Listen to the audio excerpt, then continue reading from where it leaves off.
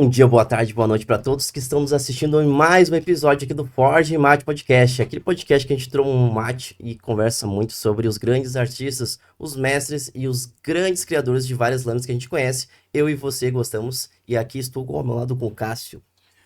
Bom dia, boa tarde, boa noite, pessoal. Boa noite, Leonas. Hoje aí temos um convidado mega especial. Muito especial. Um cara que quando eu iniciei na cutelaria já foi uma referência. Assim, depois até vou contar uma historinha pra ele, assim, ó, lá Pequeno. de quando eu comecei a trocar cabo. Olha aí.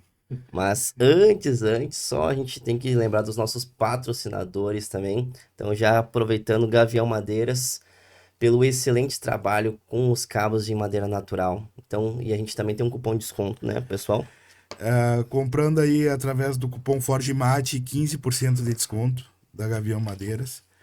Um abraço pro De Anges lá. Temos a Empório das Lâminas também, que nos deu aí também um cupom de 10% de 10%. desconto em todo o catálogo da empresa. Pode acessar lá. O tratamento é diferenciado do pessoal. E hoje a novidade do Leandro Weber. Olha aí, o que temos de novidade, pessoal? Destilaria do Leandro Weber, cachaçaria artesanal, um produto de extrema qualidade. A gente tem 50% E de desconto no cupom FORGEMATE. aí sim. Então, ó, Agora pegou preço. agora pegou o preço. Agora, vocês provavelmente vão assistir depois do carnaval, mas o pessoal aí não tem. Pega e vai ter pro ano inteiro uma cachaça de qualidade, feita com todo o carinho que você possa estar adquirindo, desde a cachaça mais leve, aquela cachaça também um pouco mais amargurada. Então, temos para todos os gostos 50% de desconto. Gavião Madeiras 15% e, E Empório das Lâminas também, e Empório 10%. das Lâminas também 10%. Então, sem mais delongas, também agradecer a Luana e a Lud pelos personalizados e pela logo. Então, para quem também está procurando aquele personalizado de qualidade também feito com todo carinho e uma arte feita também com todo carinho, assim como a gente foi feita aqui da Forge Mate pra gente, pode estar chamando aí a Luana, Luana Light Designer e a personalizada através da Não Te Ilude personalizado. Então, galera, hoje com uma grande honra, nós queremos apresentar o nosso convidado, Master Smith, conhecido como Rodrigo MS. Rodrigues Fredo, seja bem-vindo. Muito obrigado por Muito estar aqui obrigado, com a obrigado a gente. vocês pelo convite. Prazer enorme estar aqui. Meu olá também para o pessoal que está em casa assistindo a gente. Espero que a conversa seja muito boa, tenho certeza que vai ser. Perfeito. Ah, a gente não pegou fulano, só. Quando você quiser pegar e mandar algum recado diretamente pro pessoal, pode olhar diretamente para essa câmera e aquela ali também vai estar mostrando a gente. A gente fala aqui, e eu acho muito interessante, e aí essa ideia que a gente tem é de. Por isso que eu pego e falo, né? Rodrigo MS, por causa que é a tua assinatura ali, né? Não, o Esfredo MS, né? E a gente gosta de mostrar quem é a pessoa por trás da assinatura, né? Então, quem é essa pessoa? Nasceu aonde? Como é que começou essa história, né? Bom, eu nasci em Santa Maria, no centro do Rio Grande do Sul, né? Minha família toda de pai e de mãe, todo mundo radicado em Santa Maria, mas eu, na verdade, só nasci em Santa Maria. Eu me Uhum. criei em Júlio de Castilhos, que fica 58 quilômetros de Santa Maria. Sou filho de um médico e de uma professora. E meu pai, a gente tinha uma fazenda e uma chácara, né? Então me criei muito assim no campo e todo final de semana indo para chácara ou depois para fazenda. A fazenda na verdade era do meu avô e depois meu pai arrendou dele. O avô já estava doente, não conseguia atender. E então final de semana era na chácara e depois que era próximo da cidade e depois quando ele arrendou a fazenda indo para a fazenda, né? Meu pai sempre gostou muito de pescar, caçar, gostava de arma, gostava de faca. Eu me criei nesse meio. E eu sempre fui aquele tipo de criança assim que tem muita habilidade manual, que sempre gostou de desenhar, de criar Sim. coisas, montar, desmontar os brinquedos e construir arco e flecha, essa vida assim. Então, eu morei em Júlio de Castilhos até os 9 anos, aí meus pais se separaram, eu fui morar em Santa Maria com a minha mãe, e aí os finais de semana eu ia para Júlio de Castilhos, né, visitar meu pai. E aí nessa época eu estava pré-adolescência, veio os filmes do Rambo. E aí eu vi o filme do Rambo e me apaixonei naquela faca do Rambo. Eu já tinha umas 3 ou 4 facas, né? E aí eu, naquela época não tinha, a única faca de sobrevivência que tinha no Brasil era as Commander da Tramontina, né? Sim, Tinha a sim. Commander 1, a 2 e a 3, né? Mas eu não tinha dinheiro para comprar aquelas facas. Quantos anos você tinha na época, mais ou menos?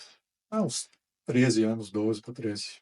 Eu morei em Santa Maria dos 9 até os 12. Uhum. Aí a gente mudou para Porto Alegre, eu e minha mãe, e, e aí depois a gente fiquei em Porto Alegre até mudar para Nova Petrópolis em dezembro de 2002.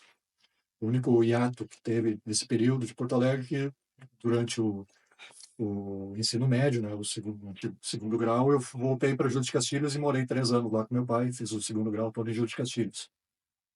E aí eu terminei o segundo grau, eu já sabia que eu queria fazer faca, né, eu comecei com brincadeira, né, e eu já sabia que era isso que eu queria da minha vida, mas eu não tinha condição ainda de me manter de facas, não tinha nada, eu só tinha um esmeril e uma morsa preso em cima de um cepo de corta-lenha. E aí eu queria, naquela época também eu queria fazer uma faculdade. E eu fui fazer vestibular para engenharia metalúrgica na URGS, né? Nesse momento, a minha mãe já tinha conhecido um segundo marido dela, que foi meu padrasto, que ficou, ela ficou com ele até o final da vida dele. E ele morava no Rio de Janeiro. Então a minha mãe mudou para o Rio de Janeiro e aí o apartamento em Porto Alegre ficou vazio, né? Tinha um apartamento Sim. mobiliado que ela usava quando vinha para Porto Alegre. E aí eu fui para Porto Alegre para morar e fazer faculdade. Eu passei no vestibular e fui fazer engenharia metalúrgica na URGS e eu não coloquei nem segunda opção no vestibular, porque não tinha mais nada que me interessasse, Uhum. né? E aí comecei a cursar engenharia metalúrgica e aí a cutelaria é uma droga terrível. Eu vou terminar o cafezinho, depois eu tomo um filme. É uma droga, assim, tu começa a fazer faca, tu não consegue mais parar, né? Na verdade não é faca, é qualquer coisa criativa, qualquer coisa que a gente crie, né? Processo Um processo criativo, ele, criativo, seja ele, ele é, te suga para dentro fabricar dele. cachaça, instrumento musical, fazer faca, qualquer coisa. E aí, depois de 2 meses em Porto Alegre, fazendo faculdade, eu tava que eu não aguentava mais de vontade de fazer uma faca. Aí eu tinha levado meu esmeril para Porto Alegre, a morsa, e aí eu botei um papelão assim, forrei, era carpete, o chão do quarto, do meu apartamento de 2 quartos. Aí eu Isso aí botei que ano, Rodrigo? isso foi 94, eu entrei no vestibular. Então, eu comecei a engrenar mesmo a questão das facas, eu brincava com esse negócio de fazer faca desde a sexta série, assim, desde 87, quando eu fui morar em Porto Alegre. Aí eu comprava uns canivete suíço, chinês, assim, aí eu desmontava, montava, pegava dois, montava um num só, ficava fazendo esse tipo de coisa. E aí eu comecei a reformar umas faquinhas, fazer minhas primeiras facas. Quando eu ia para Juros de Castilhos, ou mesmo lá no apartamento, daí usando uma furadeira Bosch manual, assim, com um revólver, os disquinhos de corte, as coisas. Basicamente à mão, trabalhando à mão.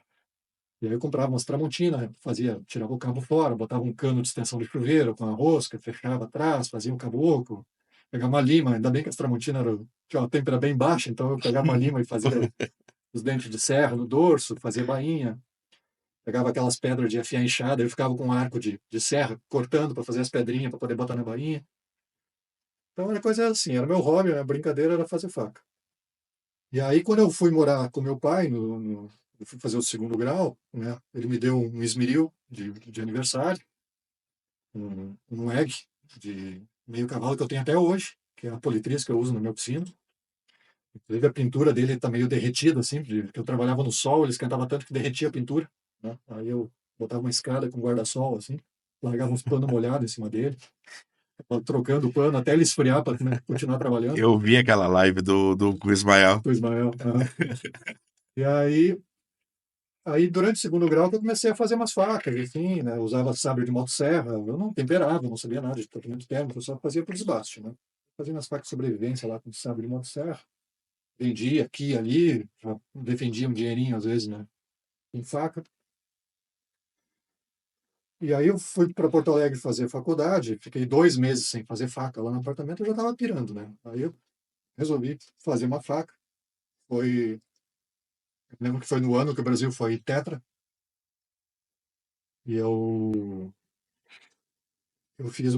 botei um papelão assim para forrar o carpete, botei o esmeril em cima, Liguei na tomada e aí eu tinha que botar um pé em cima do esmeril para ele não sair vibrando, assim, não sair andando, né? Então eu fiquei acocorado, assim, com o pé segurando o esmeril e de cócoras e cozinhando uma faca. Eu usei uma furadeira de uma oficina mecânica ali perto para furar guarda e cabo e coisa. E aí eu de cara, vou ter que dar um jeito de fazer faca aqui nesse apartamento. Mas desse jeito não vai dar. Aí eu pensei em montar a oficina dentro do lavabo que tem lá no apartamento, eu vi que não ia dar, pensei em um monte de opção, e aí veio a ideia do roupeiro. Eu tinha um roupeiro de 5 portas, assim, né, com um maleiro em cima. Aí, como eu dormia no outro quarto, que era o quarto da minha mãe, então o que era originalmente o meu quarto acabou virando o quarto da oficina. Então eu afastei o roupeiro da parede, tirei o fundo dele, e aí tirei uma das divisórias, né, emendei 2 portas, e aí fechei. Usei esse material para fechar ele atrás, assim. Já pegou uma oficina ampliada. Sim, ampliada já. Depois eu anexei uma terceira porta, eu cortei assim uma terceira porta. E aí eu botei 2 tábuas que eu comprei no Zafari, de aglomerado, assim, com mão francesa, né? Fiz um L assim na parede, botei o esmeril de um lado, a morsa do outro. E aí eu tinha que botar, inclusive, o pé assim, calçar, por causa da vibração, né? Calçar a tábua com o joelho, assim, enquanto eu estava usinando, fazendo alguma coisa. Ah, mas eu não dizia que essa Não dizia reforma não terminar, termina nunca. porque ainda bem, assim, era uma sorte também, porque o apartamento é no segundo andar, então, assim, nesse canto do apartamento onde eu montei a oficina, eu só tinha vizinho no teto, porque a parede dava para fora do prédio, as outras davam para dentro do apartamento e o piso dava para a garagem. Então eu trabalhava até às 7 da noite e aí eu parava. A hora que o pessoal chegava do trabalho, eu parava com barulho, né? E aí eu fiquei, até eu ir morar em Nova Petrópolis, dezembro de 2002, eu fiquei trabalhando dentro desse guarda-roupa. Depois, em 98, outubro de 98, eu conheci o Dornelles, lá no Brick da Redenção. Ele tinha recém feito um curso de cutelaria com o cuteleiro que tinha lá. Tava começando a montar a oficina e fazer as coisas dele. Aí, foi a primeira vez na vida que eu tive alguém que eu podia falar de faca. E aí a gente foi desenvolvendo muita coisa junto depois, né? Forjamentos integrais, o Damasco. E aí, em 2001, meu pai faleceu, em março. E aí eu fui para Júlia de Castilhos, porque eu, como era o filho mais velho, eu fui inventariante, fui lá para tratar do inventário, das coisas todas que tinha para resolver. A minha irmã, por parte de pai, né? Eu tenho uma outra irmã por parte de pai. Eu tinha um irmão mais velho, por parte de pai e mãe, que faleceu com 17 anos no acidente de carro. E quando ele faleceu, a namorada dele estava grávida, e eles não tinham contado para ninguém ainda. Então eu tenho uma sobrinha, filha de um irmão, que já tinha morrido quando ela nasceu. Meu pai e minha mãe ganharam uma neta de um filho que já tinha morrido. Uma coisa meio de novela, assim. Então, eu fui lá para Júlio de Castilhos para fazer inventário, essas coisas, levei toda a oficina para lá, e aí foi o período que eu mais desenvolvi realmente Damasco, né? Forjava a mão, e foi onde eu ganhei a minha primeira bigorna. Um professor de uma escola técnica lá, que eu ajudei ele a fazer um bilhetezinho em Damasco, ele me deu uma Vilares de 20 quilos, que é a que eu tenho até hoje, porque eu forjava em cima de um retalho de oxicorte, assim, uma operação de ferro, né? E ele me deu essa bigorna, e aí eu forjava no carvão, né?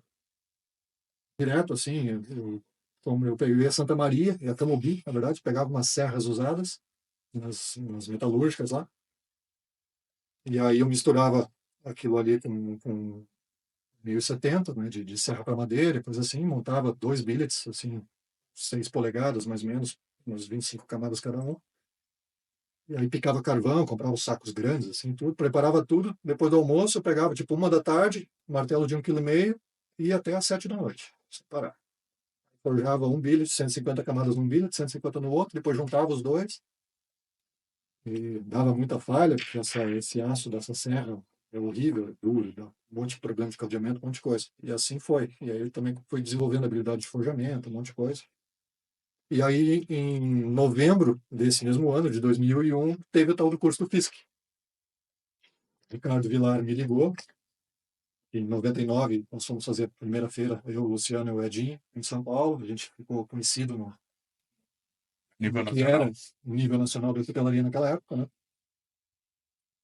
Fizemos muita amizade, tudo. E aí o Ricardo me ligou, Milton Hoffman, na verdade, que tinha convidado o Fisk para vir para o Brasil. E aí o Fisk depois, ele se correspondia por carta com o Jerry Fisk. E aí o Fisk disse, olha, vou ter um espaço na minha agenda aqui em novembro e tudo mais, se quiser organizar alguma coisa aí. Daí ele falou com o Ricardo Vilar e com o Ivan Campos, que era o único brasileiro que ia para o Blade Show naquela época. O Ivan fazia umas facas táticas assim e era dealer também. E aí o Ricardo me ligou e eu digo, cara, vamos tocar isso aí. Nem que seja só eu e tu, mas nós vamos fazer. Se eu quiser fazer um curso hoje com o Jerry Fisk, eu tenho que ir até os Estados Unidos, pagar $500 para fazer um curso de final de semana. E ele ia vir e ia dar o curso basicamente assim pela despesa da viagem, né? E aí a gente conseguiu juntar 14 brasileiros, se não me engano, fizemos o curso lá na casa, na oficina do Ricardo Vilar, que era na casa do pai dele, lá na Serra da Cantareira. E aí eu sou autodidata em inglês, acabei virando o tradutor oficial do curso, né?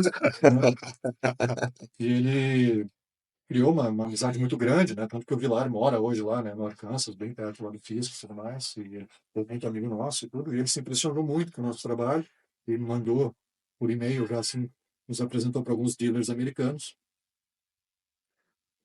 E aí a gente começou a conquistar o mercado internacional. Aí, 2002, mais final de 2002, primeiro semestre de 2002, terminou a função do inventário lá do meu pai, eu voltei para Porto Alegre, né? Então, forjava lá na oficina do Dornelles e fazia todo o acabamento, o resto tudo no guarda-roupa. Então, as primeiras facas que eu comecei a mandar para os Estados Unidos, quando eu comecei a ter carreira internacional, já eram facas forjadas, integrais e tudo, elas ainda eram feitas dentro do guarda-roupa. Que foi a Flor de Lis. Sim, a flor de lis. Então, foi uma Camp Knife, uma Gaucho Camp Knife, foi a primeira, e a segunda foi a flor de lis. Depois damascos também as coisas. Aí eu forjava ou na oficina do Dornelles ou no sítio, né, de uma namorada que eu tinha na época, que eles tinham um sítio perto de Porto Alegre. E aí também ia para lá, levava o forjinha e só na marreta o dia inteiro. E, Rodrigo, quando foi assim o momento que tu te deparou, que tu saiu assim ó, das facas de desbaste, assim, e esse salto para logo em seguida a carreira internacional? As Ah, facas por desbaste, elas seguiram um tempo ainda junto com as forjadas, né? Então, assim, eu usava o aço K100 do Village, e aí depois eu mandava cortar as lâminas assim com plasma. Na época não tinha corte laser ainda, estava recém começando corte laser, era caríssimo, poucas empresas faziam. E aí, tanto eu quanto o Dornelles, os dois trabalhávamos com facas por desbaste, né? Mas, concomitante com isso, a gente também estava desenvolvendo, porque o Dornelles tinha daí uma oficina, ele fez um galpão lá na casa, que a mãe dele morava numa casa, né? Então tinha espaço, fez uma forja a carvão lá, a gente ajeitou. Então, ali a gente começou a fazer as facas forjadas, mas ao mesmo tempo a gente também fazia facas por desbaste, né? Tanto que eu tenho um lotezinho de faca de lâmina cortada de D3 que eu até hoje não usei, tá na minha pilha lá de sucata e coisas por terminar, né? Na oficina eu tenho um monte de lâmina lá dessa época. Então, claro, as forjadas começaram a fazer cada vez mais sucesso, o pessoal queria cada vez mais forjada, né? Então elas foram tomando o espaço das facas feitas por desbaste. Mas ainda era comum. Em 99, quando a gente foi para essa feira lá em São Paulo, no Clube Shooting, metade da mesa era coisas forjadas e metade era coisa por desbaste. Sim. Então foi um processo meio natural, assim. Nós estamos falando bastante de billet e a gente também tem pessoas que nos acompanham que não tem essa linguagem assim, né? Uhum. Então tu pode explicar um pouquinho para nós o que que é o billet? O billet é um termo em inglês que se usa para em forjaria em geral, não é só para cutelaria. O billet é o bloco inicial que a gente monta quando a gente vai fazer o aço damasco. O aço damasco ele é basicamente composto de dois aços diferentes. Estamos falando desse damasco moderno, né? O damasco mecânico feito por caldeamento, não o damasco original, antigo, lá da Índia, que era feito por fundição, que é um processo diferente. O desenho dele é formado por estruturas cristalinas diferentes numa mesma matriz de aço. Esse feito por caldeamento, ele foi criado, na verdade, para imitar o original, que é o Woods, né? O damasco Woods.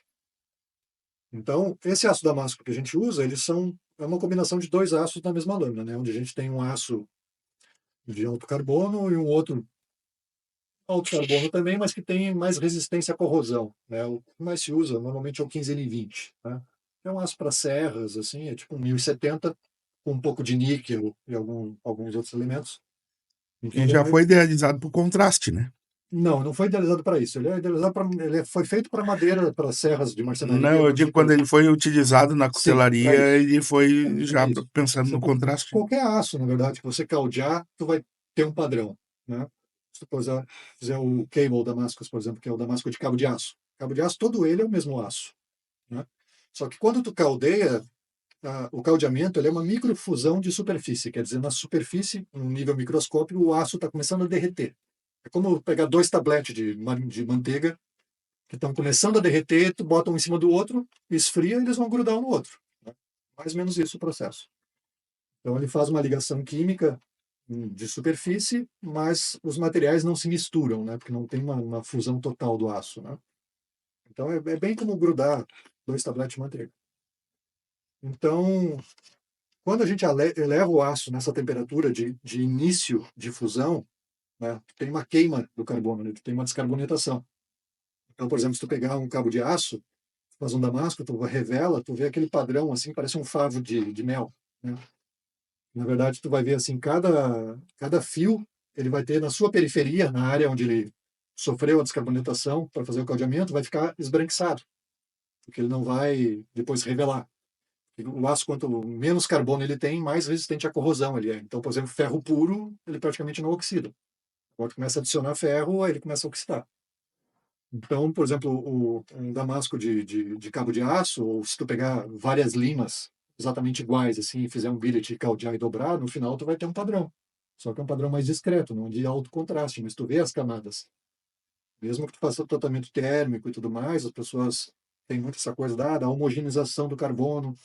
Existe uma homogeneização, mas dentro da matriz do aço em si, não da área de caldeamento. Porque senão tu faria um caldeamento de um cabo de aço e depois tu faz uma normalização e não ia aparecer mais desenho nenhum. Porque ia homogeneizar completamente o carbono na matriz do bloco. Só que as linhas de caldeamento, elas continuam clarinhas, elas continuam aparecendo, né? Então, o contraste, qualquer aço que tu utilizar, sempre tu juntar dois aços, tu vai ter contraste. Só que a gente utiliza um aço que tem mais capacidade de resistir à oxidação, justamente para aumentar o contraste. São aços com liga de cromo, liga de níquel, né? Então, o que acontece? A gente monta um bloco, que é esse billet, né? Que monta um bloco, uma camada de um aço, uma camada do outro, uma camada de um aço, uma camada do outro. E aí, você aquece essa temperatura, né? Geralmente em torno de 1.100 graus, com uma proteção de bórax, né? Que tem que isolar do oxigênio.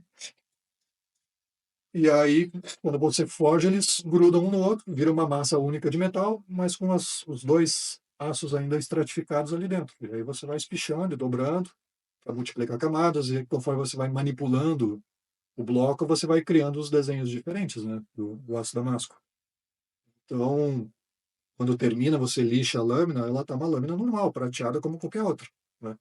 Às vezes, dependendo da incidência da luz, você consegue ver discretamente o padrão, porque existe uma discreta diferença de tom, né, e de brilho nos dois aços, né?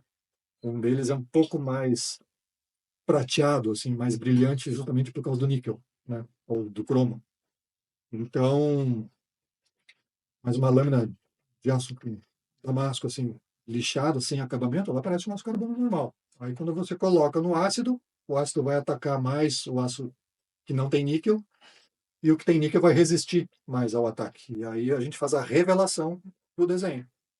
A gente cria, dá uma certa profundidade, para que essa revelação não saia também com muita facilidade, né? Revela, faz vários ciclos até afundar um pouquinho as camadas de aço carbono. Depois tem o tratamento, né? Geralmente fosfato de manganês, ou então revelação com café, que o pessoal está fazendo muito hoje. E daí você consegue esse alto contraste de camadas pretas e camadas altamente brilhantes, né? Então, esse é o processo. E o que que tu acha, assim, já que a gente comentou, e eu acho que isso é uma coisa que é sempre bastante falada, e tem gente que defende um, defende outro, mas o que que tu acha, assim, de ambos estilos de tratamento de revelação? Olha, eu tenho pouca experiência com café, na verdade. Eu vou começar agora a fazer mais algumas experiências. Eu fiz algumas uma tentativa com café, mas eu errei alguns pontos. E cada pessoa que fala tem uma fórmula diferente, né? E isso é normal na cutelaria, em Uma qualquer coisa. forma, é uma Todo marca mundo sempre específica, complica alguma mais as coisa? coisas do que tem que ser, né? É uma marca específica, alguma É, coisa? Até isso, né? então tem tudo isso. né? E aí tu ouve um monte de informação, tu fica meio perdido. Aí eu tentei, mas eu já descobri, assim, aonde que eu errei. E também outras coisas, assim, que são... Cada processo vale, às vezes, para uma pessoa. Por exemplo, se você fizer uma revelação, tanto no revelação em si, com o percloreto, quanto o fosfato ou a revelação com café, se você faz uma lâmina com uma têmpera integral, é uma coisa. Se fizer uma lâmina com têmpera seletiva, é diferente. Então, por exemplo, o 15N20, que é o aço de contraste, ele temperado, ele brilha um monte. Quando ele não está temperado, ele já não brilha tanto. O aço que vai, quando ele é corroído no ataque, a área que está temperada, ele corrói mais rápido do que a área que não está temperada.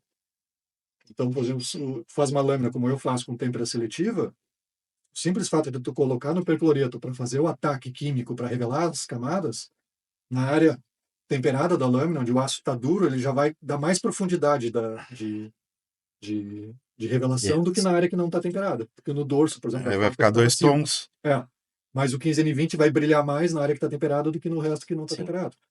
Então, o simples fato de fazer um tratamento térmico com têmpera seletiva já dá um resultado de revelação completamente diferente de um cara que bota a lâmina no forno e tira a faca inteira na Sim. mesma temperatura e tempera ela toda. Entendeu? Isso a gente consegue ver até quando não é, quando é realmente só o carbono, por exemplo, né? Faz a temperatura seletiva, a maioria já tem a linha de Sim, Raman, já né? tem uma linha de têmpera. É bem marcado. Então, assim, a, que a linha de têmpera, o que a gente enxerga, na verdade, não é o aço temperado. A gente enxerga a transição entre o aço temperado e o aço não temperado. Que a gente enxerga é a linha de perlita, que é a estrutura que faz a ligação entre a martensita e a austenita, que não converteu em martensita, que é o Ramon das espadas japonesas, né? Então, por exemplo, quando tu tempera uma lâmina com maçarico de acetileno, por exemplo, tu tem uma linha de têmpera assim super visível, mas a linha de perlita bem estreitinha, é um fio assim, prateadinho. Agora, se tu faz um tratamento térmico com um gradiente mais suave de temperatura entre a área que temperou e a que não temperou, tu vai ter uma linha de perlita mais larga. Então forma umas nuvens, que é o Ramon das espadas japonesas, né? Então, tu tem que austenitizar, tu tem que aquecer a parte que vai temperar o aço até a temperatura de austenitização, a temperatura que o aço vai endurecer quando tu resfriar, e o resto da lâmina, no caso que tu não quer que endureça, tu vai manter uma temperatura mais baixa. Mais baixo. Se essa temperatura mais baixa ela estiver muito próxima da temperatura que tempera, tu forma uma linha mais larga de perlita. Então fica mais esbranquiçado. No caso do aço carbono, tu faz uma têmpera maravilhosa, fica lindo, umas nuvens assim, mas com um damasco que vai ser revelado, essa parte de perlita ela não revela direito. Entendi. Então às vezes já fica mais borrada a revelação exatamente por isso. Então assim, ó, cada coisa afeta. O tamanho do aço também, o tamanho do grão do aço. Se você fizer uma boa normalização ou fizer 3 têmperas para reduzir bem o grão, vai dar um efeito. Por exemplo, se você, o 15N20, se ele estoura o grão, né, se você aquece ele, e isso aconteceu muito tempo comigo, assim, porque o aço que eu uso, a temperatura de têmpera dele é um pouquinho acima do 15N20. Quando ele começa a entrar na temperatura ideal de têmpera dele, o 15N20 já está começando a gritar, ele está estourando. Então, se eu fizer uma têmpera ótima para o 125CR1, que é o aço que eu uso, né, de base, para eu tirar todo o rendimento dele, o 15N20 vai começar a estourar grão. Então, eu tenho que reduzir um pouquinho a temperatura para pegar assim, para não estourar o grão. Se o 15N20 estoura o grão, ele começa a ficar embaçado, todo esburacado. Achar o meio termo entre eles. Achar o meio termo entre eles. Por exemplo, com um aço 1070 ou 1095 com 15N20 é a mesma temperatura. Agora, o aço que eu uso, ele tem uns 20 graus a mais. E isso aí foi muita tentativa e erro. Tentativa e principalmente porque eu faço tudo na forja, eu não tenho forno. Então, todas as minhas têmperas é feito na forja, toda a temperatura é a olho. Então hoje, depois de muitos anos de prática, tudo eu consigo perceber 20, 30 graus de diferença de temperatura pela cor do aço. Sim. Vamos dizer, muita prática, né, para fazer isso. E qual foi o critério para tu escolher esse aço específico? Porque eu consegui. Esse aço, ele não está disponível no Brasil, mesmo na Europa, ele é difícil de conseguir. 125CR1 é um aço que a maioria das pessoas não conhece, eu não conhecia também, a vida inteira.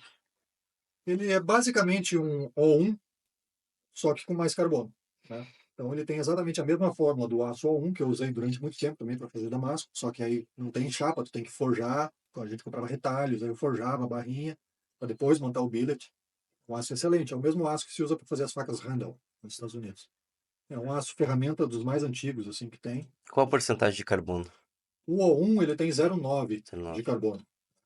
Então, o 125 CR1, que é esse aço que eu uso, ele tem exatamente a mesma fórmula, só que em vez de ter 0,9, ele tem 1,25 de carbono. Então, ele forma muito carboneto. Então, tu consegue fazer uma faca que tem exatamente a mesma dureza da outra faca com 1095, com 1070, ou com O1, ou qualquer aço ferramenta que as pessoas geralmente usam, só que ele forma mais carbonetos. Então, ele tem mais resistência ao desgaste. Então, por exemplo, eu tenho um cliente que era dono de uma fazenda de caça em Santa Catarina. Todas as facas que ele compra, ele usa. E aí, eu pude ter esse comparativo muito bom, assim, para eu fazer as facas. É um cara que sabe usar muito bem a faca, então ele pedia as facas, assim, com o fio quase morrendo em zero, né? Ele coreava os javalis lá, de cerco e tudo mais.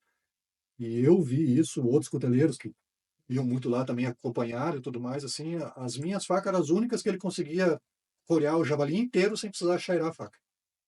Todas as outras, antes de chegar no final, o cara já tinha que estar retocando o fio. Mas não porque o meu trabalho é melhor do que o trabalho dos outros, simplesmente porque o aço que eu uso ele tinha uma formação de carboneto maior do que aqueles usam. Entendeu? É como eu tenho um motor que chega num giro mais alto que os outros. Sabe? Sim. Trabalha com giro mais alto, ou sei, tu tem uma marcha a mais na caixa. Entendeu? Então não quer dizer que a qualidade do meu tratamento térmico, ou que eu tenha algum segredo que os outros cuteleiros não têm, simplesmente porque eu tive acesso a um aço que tem um desempenho superior, né? Sim. E esse aço ele tinha só uma partida, uns 250 quilos mais ou menos no Brasil, que eu comprei do pessoal que eu comprava 15N20 na época. Aí a vendedora me ofereceu, porque ela estava com esse aço, o pessoal de uma empresa importou esse aço para fazer um componente lá, um negócio, no final acabou não dando muito certo. E eles ficaram com uma partida lá no galpão que estava lá, Barato. esse aço. Eu falei, tu não se interessa, não sei o que lá. E aí ela me mandou a fórmula, eu olhei e digo, é óbvio que eu quero, manda tudo que tu tem. Eu comprei tudo que tinha, né? 250, 300 quilos na época, né? Então, assim, todo esse aço que teve disponível no Brasil, eu comprei, né? Então, só eu tenho esse aço.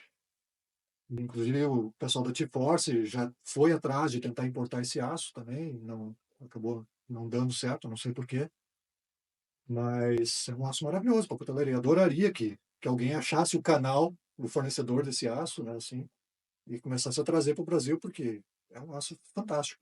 E, além disso, ele é extremamente dócil de trabalhar, caldeia bem, fácil de forjar, né? É um aço muito bom, assim, realmente. Então, são várias coisas, assim, né, de essa questão do comparativo entre as revelações, relação com café, relação com o fosfato.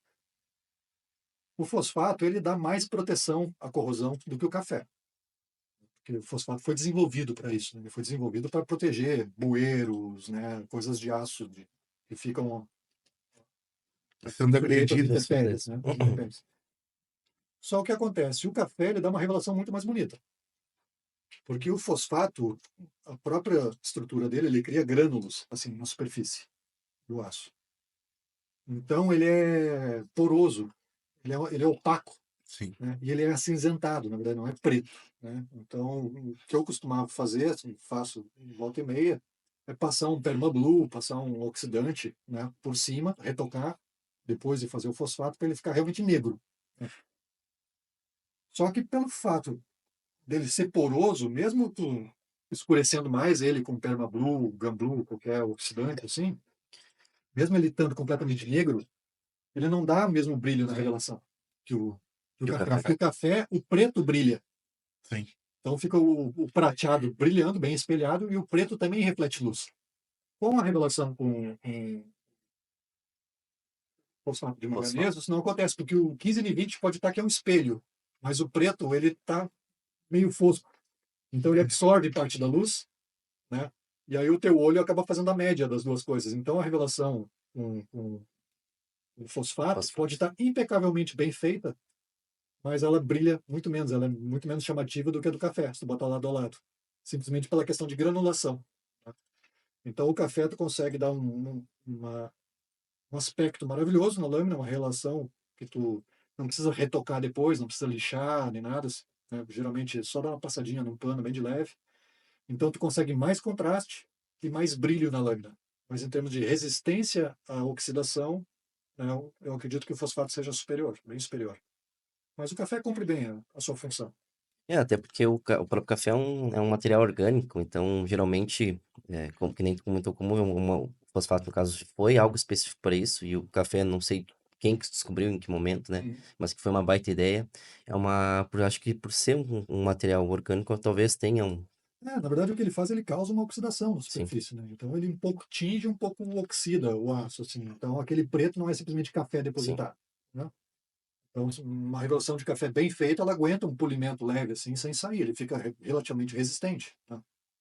Mas é aquilo, a gente está lidando com aço carbono, né? Então, sim. por mais linda que seja a revelação, na primeira carne, primeiro espeto que tu passar a faca, ela já sai manchada, né? Porque passou ali na gordura, no sal, aqui no calor, a faca já azulou na hora. Então, existe assim essa essa questão entre o que fica mais bonito, mas saber que se a faca vai ser usada, aquilo não vai ficar daquele jeito. Aquilo vai sujar, aquilo vai manchar, vai oxidar, né? Então, não adianta querer uma faca. É que nem assim, o pessoal tem muito essa coisa também com aço, né? Assim, o rendimento, o cara quer comprar uma faca que ele nunca mais precisa afiar na vida. Cara, isso não existe. Não. Uma hora ela vai perder o fio. Pode fazer um aço sinterizado desses, de altíssima tecnologia, fazer uma faca que o cara só consegue afiar com coisa diamantada. O cara vai comprar um canivete desse, uma faca feita com esses aços inox de última geração. Cara, aquilo corta, corta, corta, corta, mas chega uma hora que aquilo vai ter que ser afiado. É impossível. A diferença é que hoje, com esses aços modernos, tu consegue ter uma faca que corta absurdamente por muito tempo e a lâmina não é frágil. Ela aguenta ser flexionada e tudo. Antigamente não, né? Ou a faca cortava. Até tinha uma piada de um cuteleiro, uma empresa no Brasil que fazia umas facas extremamente duras, né? Porque queria ter essa coisa assim de que a faca não precisa ser afiada e o pessoal fazia piada que ela se reproduzia por meiose. Então, se ela caísse no chão, virava dura. Né? Aguentava cair no chão, a faca quebrava no meio. Então, É que nem tu nunca aquelas vai facas ter o de. ideal, né? Vai sempre ter o possível. É que nem aquelas facas de cerâmica, né? Corta muito, mas se também quebrar, já era. Exatamente. Bater. Qualquer torcidinha no fio, qualquer esforçozinho lateral ali, ela tira uma meia-lua do fio. E a hora que precisar afiar, tu não afia. Ou tu tem um diamantado, ou tu não afia a cerâmica. Tá? Então é isso, não existe o perfeito, existe o possível. Você lembra das facas Guinso? As únicas que cortam as meias vivarina. Ô, pá, que nem no outro, entreguei a idade de novo. Tá vendo? Mas então, quer falar alguma coisa? Não, eu ia perguntar pro Rodrigo, assim, ó, porque, vamos lá, ele é conhecido por não fabricar facas, né? Fabricar joias. Sim. Mas agora a Ah, gente já sabe que são joias que com o tempo também tem que afiar. não, aí ele comentou ali do caso do cliente dele que utilizava as facas dele Sim, a sim, sim, campo. sim. Como é que é? É, como ele vê a situação da alta performance das facas dele, porque no mercado geral, vamos dizer, a nível de Brasil, quem começa a ouvir falar sobre o Rodrigues Fredo, quem vai no Instagram do Rodrigues Fredo e vê aquilo ali, diz, não, é para botar ali e não mexer nunca mais. Se puder botar um segurança do lado, né? E, como é que tu vê isso aí, assim, ah, dessas tuas joias Uhum. serem altamente funcionais? Olha, a cutelaria, né, eu digo, a cutelaria é uma profissão que tu tem um pé em cada barco. Como se tivesse dois barcos, assim, tu tá com um pé em cada um deles. Né? Porque a gente fabrica uma ferramenta, né? Só que é uma ferramenta que tem um apelo psicológico muito grande, né?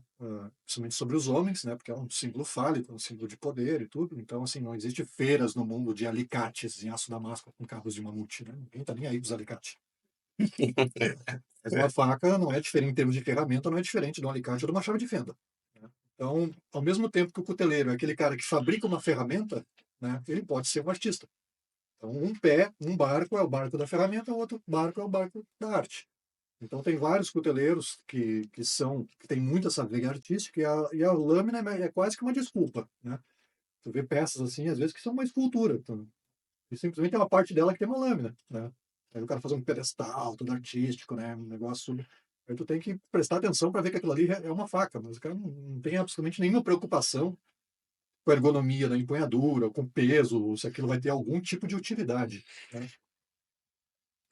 Então, eu procuro colocar o máximo de carga artística que eu posso no meu trabalho sem desvirtuar a ferramenta, né? Então, por exemplo, se eu vou fazer um cabo, um inlay de... Vou dar um exemplo, por exemplo, aquela do Jim Bowie Project, né? Que tem aquela árvore, tem as formiguinhas, não sei o que. Aquela árvore, ela é toda em alto relevo, né? Só que a posição que ela tá, ela não encosta na tua mão, se tu pegar a faca, entendeu?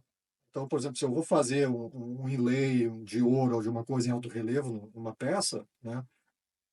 Eu sempre penso, eu seguro a peça e eu vejo aonde que eu vou encaixar aquele relevo, mas porque não adianta eu botar um monte de trabalho em cima do cabo de uma faca e o cara pega aquilo e a faca enche a mão do cara de bolha, entendeu? Sim. Se o cara quiser usar, não sei. Então, claro, algumas facas são mais para exposição, realmente, né? Outras facas são mais para uso. Então, por exemplo, se o cara me pede uma faca de cozinha com aplique de ouro, com algum trabalho de inlay e tudo mais, é muito mais provável que vai fazer um inlay rente à superfície, que vai embutir totalmente o ouro e deixar o ouro liso com a superfície do aço, Sim.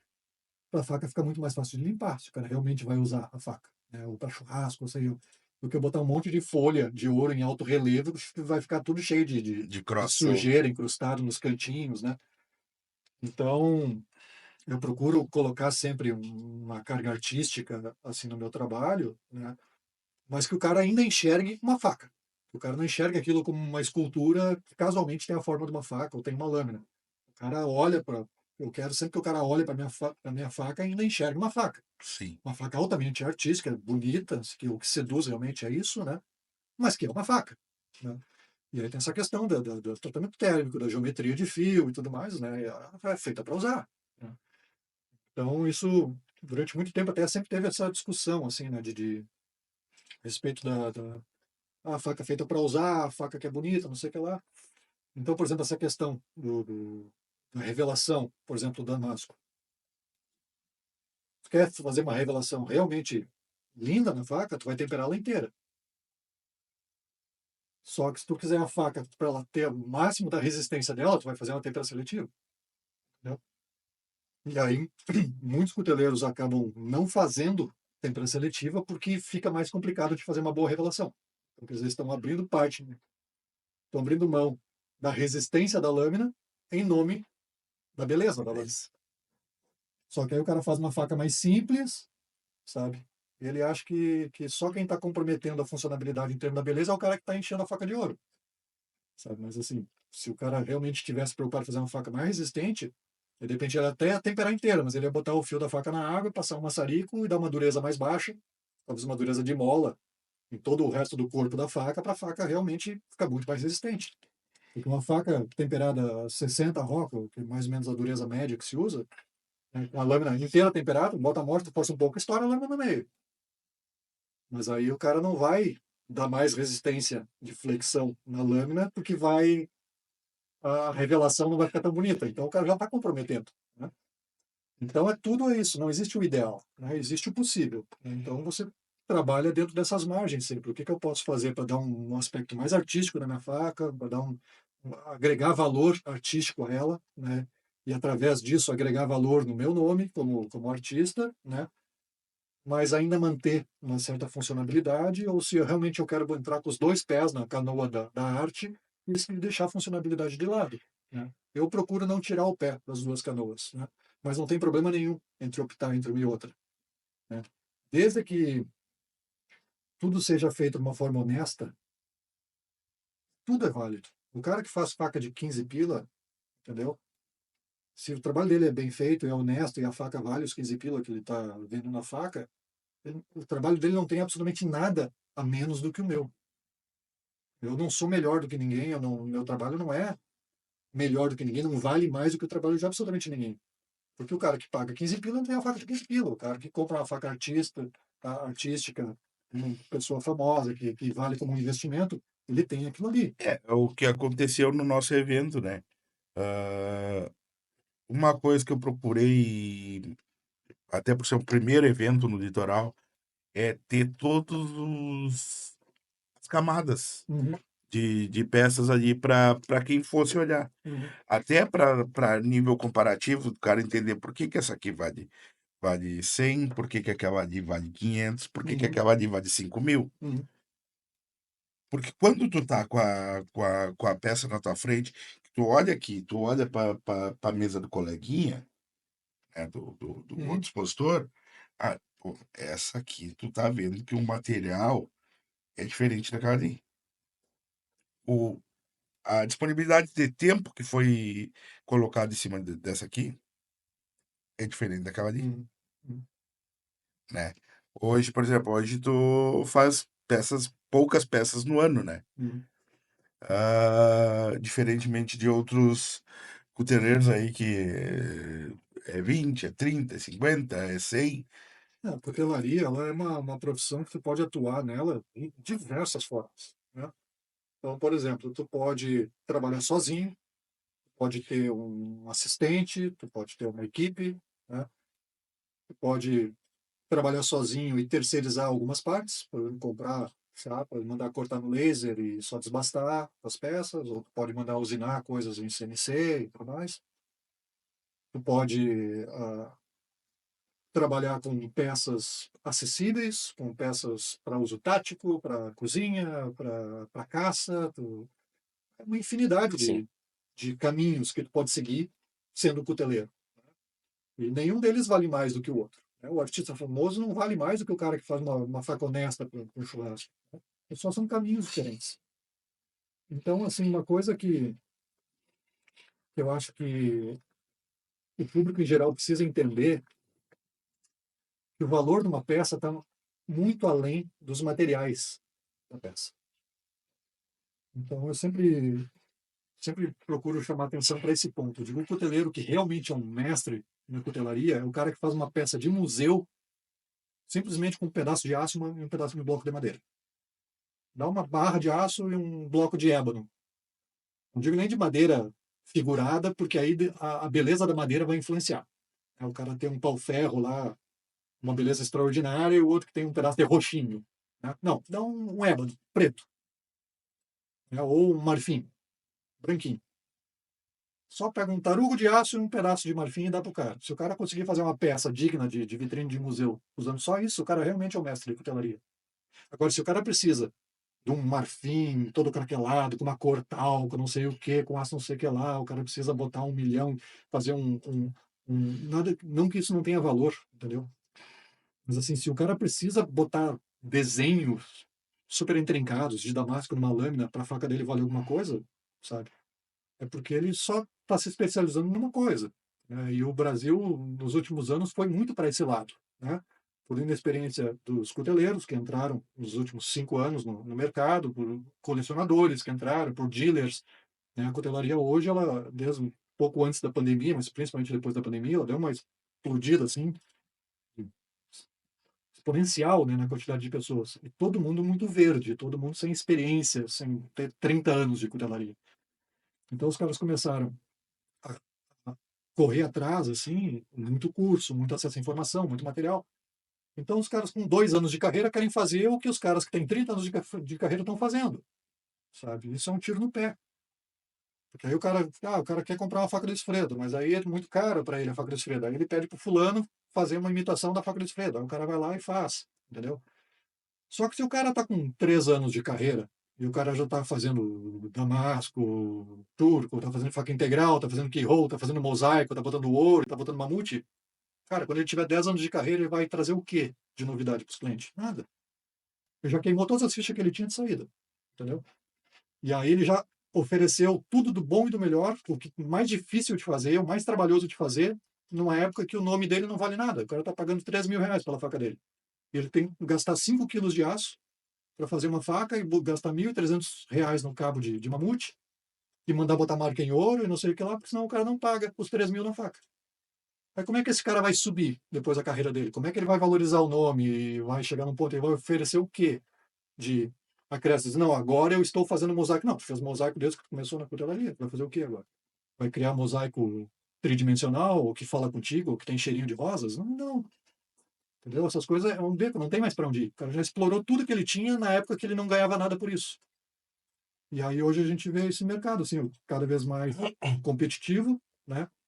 Onde o cara está suando, porque passou, murchou aquela bolha da pandemia, que fecharam tudo, fecharam as fronteiras, fecharam casa noturna, churrascada, com bilhões e bilhões de reais represado dentro do país. E as pessoas sem poder fazer nada e com medo de morrer, isso aí, todo mundo foi para a internet e começou a gastar dinheiro como se não houvesse amanhã. E cara com 2, 3 anos de cutelaria ganhando 20 mil reais por mês, só dando faca. Cara, qual é a carreira que tu com 2, 3 anos de carreira tu vai querer ganhar 20 mil por mês? Se tu conseguir se aposentar com 20 mil por mês, tu já acha que é um sucesso a tua carreira. Entendeu? E isso, os coteleiros, os colecionadores, os dealers, todo mundo soprando essa bolha, né? Aí agora o negócio estourou. Então o que acontece? Aí eu criei, inclusive, um seminário de bocal e ponteira, na época, exatamente por isso. Eu digo, agora vocês estão tudo refém de mosaico, né, de ouro, de mamute, ninguém aceita. E aí tinha um cuteleiro, um cara muito talentoso, estava lá, e ele contou. Com lágrimas nos olhos, o cara contou. Disse, cara, eu fiz uma faca, botei um cabo de madeira, ninguém contou. Aí eu tive que ir lá na bigorna, arrebentar o cabo de madeira que eu tinha pago, aí botei um mamute e aí eu vendi a faca. Eu digo, pois é, então agora tu se deu conta que tu é só um vendedor de material. Teu nome não vale nada, o que vale é o mosaico e o mamute. Se não tiver nenhum dos dois, ninguém tá nem aí pro teu trabalho. Entendeu? Então, quer dizer, o valor ele ficou agregado nas coisas e não na pessoa. Não na história da pessoa, né, assim, no que a pessoa está fazendo. Então, há anos, né, eu julgo as peças, nas feiras, o nível está cada vez mais alto. Mas é tudo muito generalizado. As gaúchas, né, aquela de gaúcha de mosaico com cabo de girafa, né, o gaúcha mosaico com cabo de mamute. Se não olhar a marca, tu não sabe quem é que fez, porque é tudo igual, é tudo padronizado.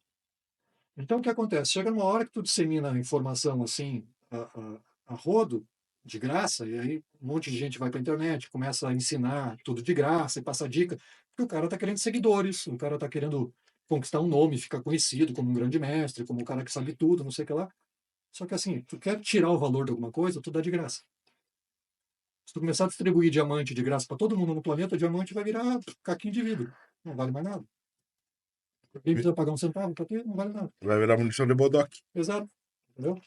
Então as pessoas começaram a dar muito curso, a largar muita informação, a correr atrás de nome e técnicas, e todo mundo foi muito desesperado em querer construir um nome que se leva 30 anos para fazer, querer construir isso em 4, 5, né? E aí banalizaram tudo.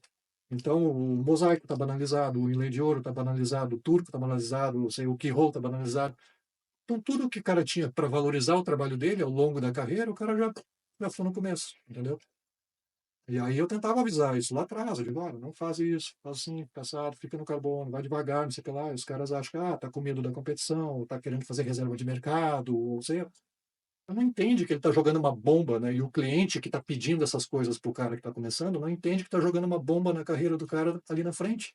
Sim. Sabe? E hoje eu vejo, assim, uma coisa que me toca profundamente, que eu vejo caras absurdamente talentosos que fazem um trabalho maravilhoso e os caras estão peleando para sobreviver de cutelaria, sabe? Os caras estão assim, vários já falaram em abandonar a cutelaria.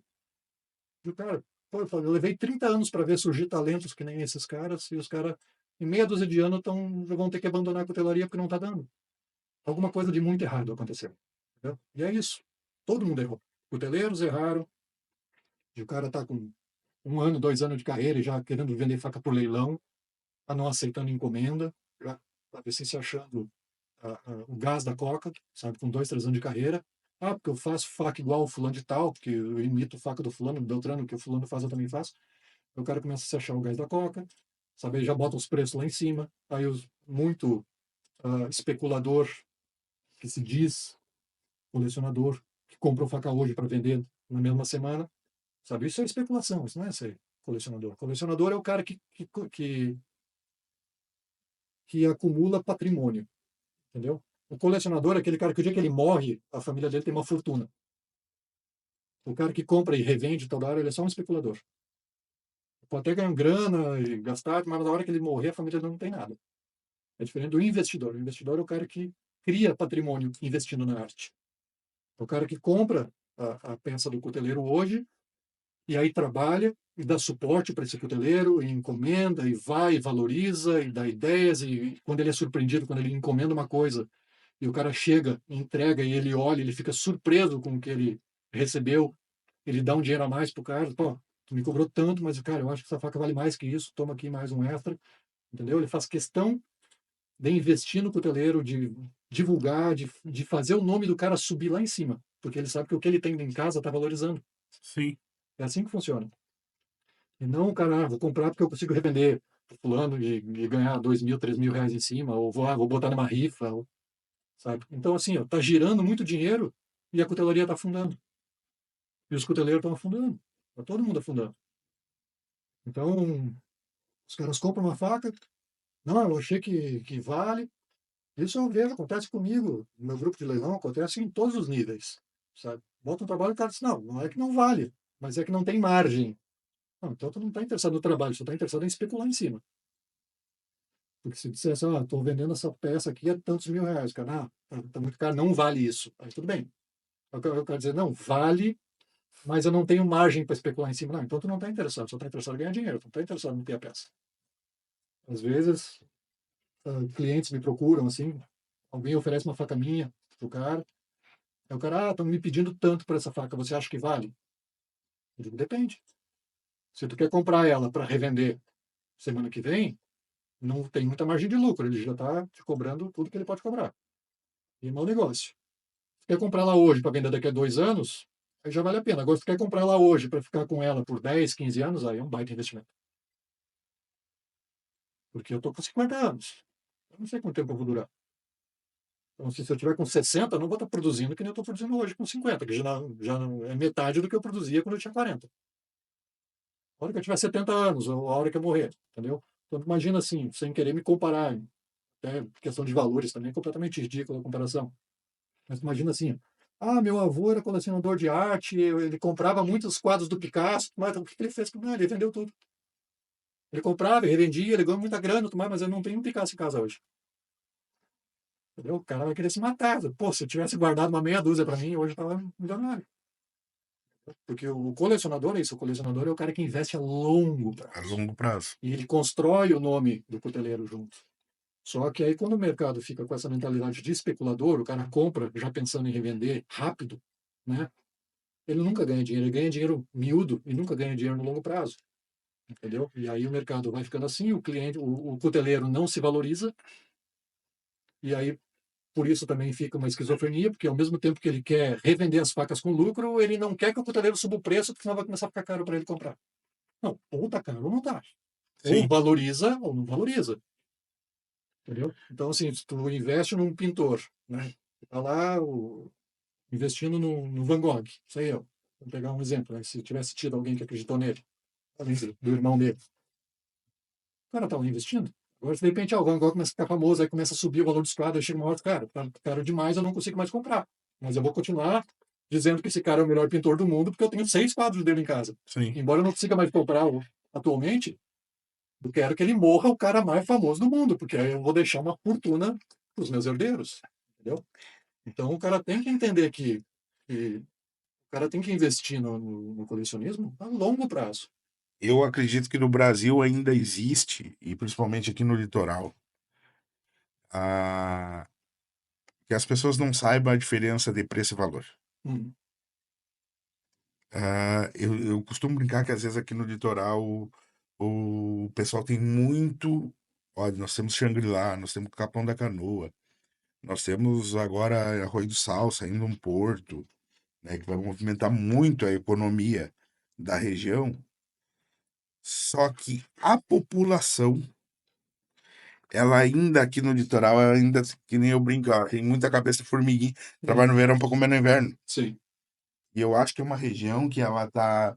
Por isso que eu penso em trazer pessoas para cá, trazer eventos para cá, como a gente faz. Claro que a gente está dando os primeiros passos, mas pessoas que vão vir e alguém vai. Não, aquilo ali tem potencial. Uhum. seja... Se não tivesse, eles não estavam construindo tantos condomínios aí, né? E quanto custa o investimento para fazer um condomínio? Não é barato. E tudo lotado. É assim, Não, e condomínio com um terço dos espaços desocupados. É tudo lotado. tem condomínio que vende 50%, 60% no lançamento. É normal. Como diz o outro, só na ideia do papel. Só. Ontem eu caminhando, a gente foi. Chegamos à noite e nós fomos caminhar para procurar algum restaurante, alguma coisa de noite, em Capão. E todos os escritórios, as lojas de corretora, assim, tudo lotado de noite, 10 horas da noite, o pessoal atendendo, Mas o dinheiro, eu né? sempre digo, o dinheiro não evapora. O dinheiro fica com medo. Né? Ele se esconde. Então, assim, a gente está numa crise agora, está enorme, não sei o que lá, não sei o que. Primeiro que o pessoal que realmente tem dinheiro é onde eles mais ganham dinheiro na crise. Né? E a gente percebe isso, não é falta de mercado. Lembro que na época nem existiam bilionários ainda. Muitos anos atrás, o Brasil tinha 130 mil milionários. Hoje tem não sei quantos bilionários e milionários deve ter pelo menos uns 400 mil.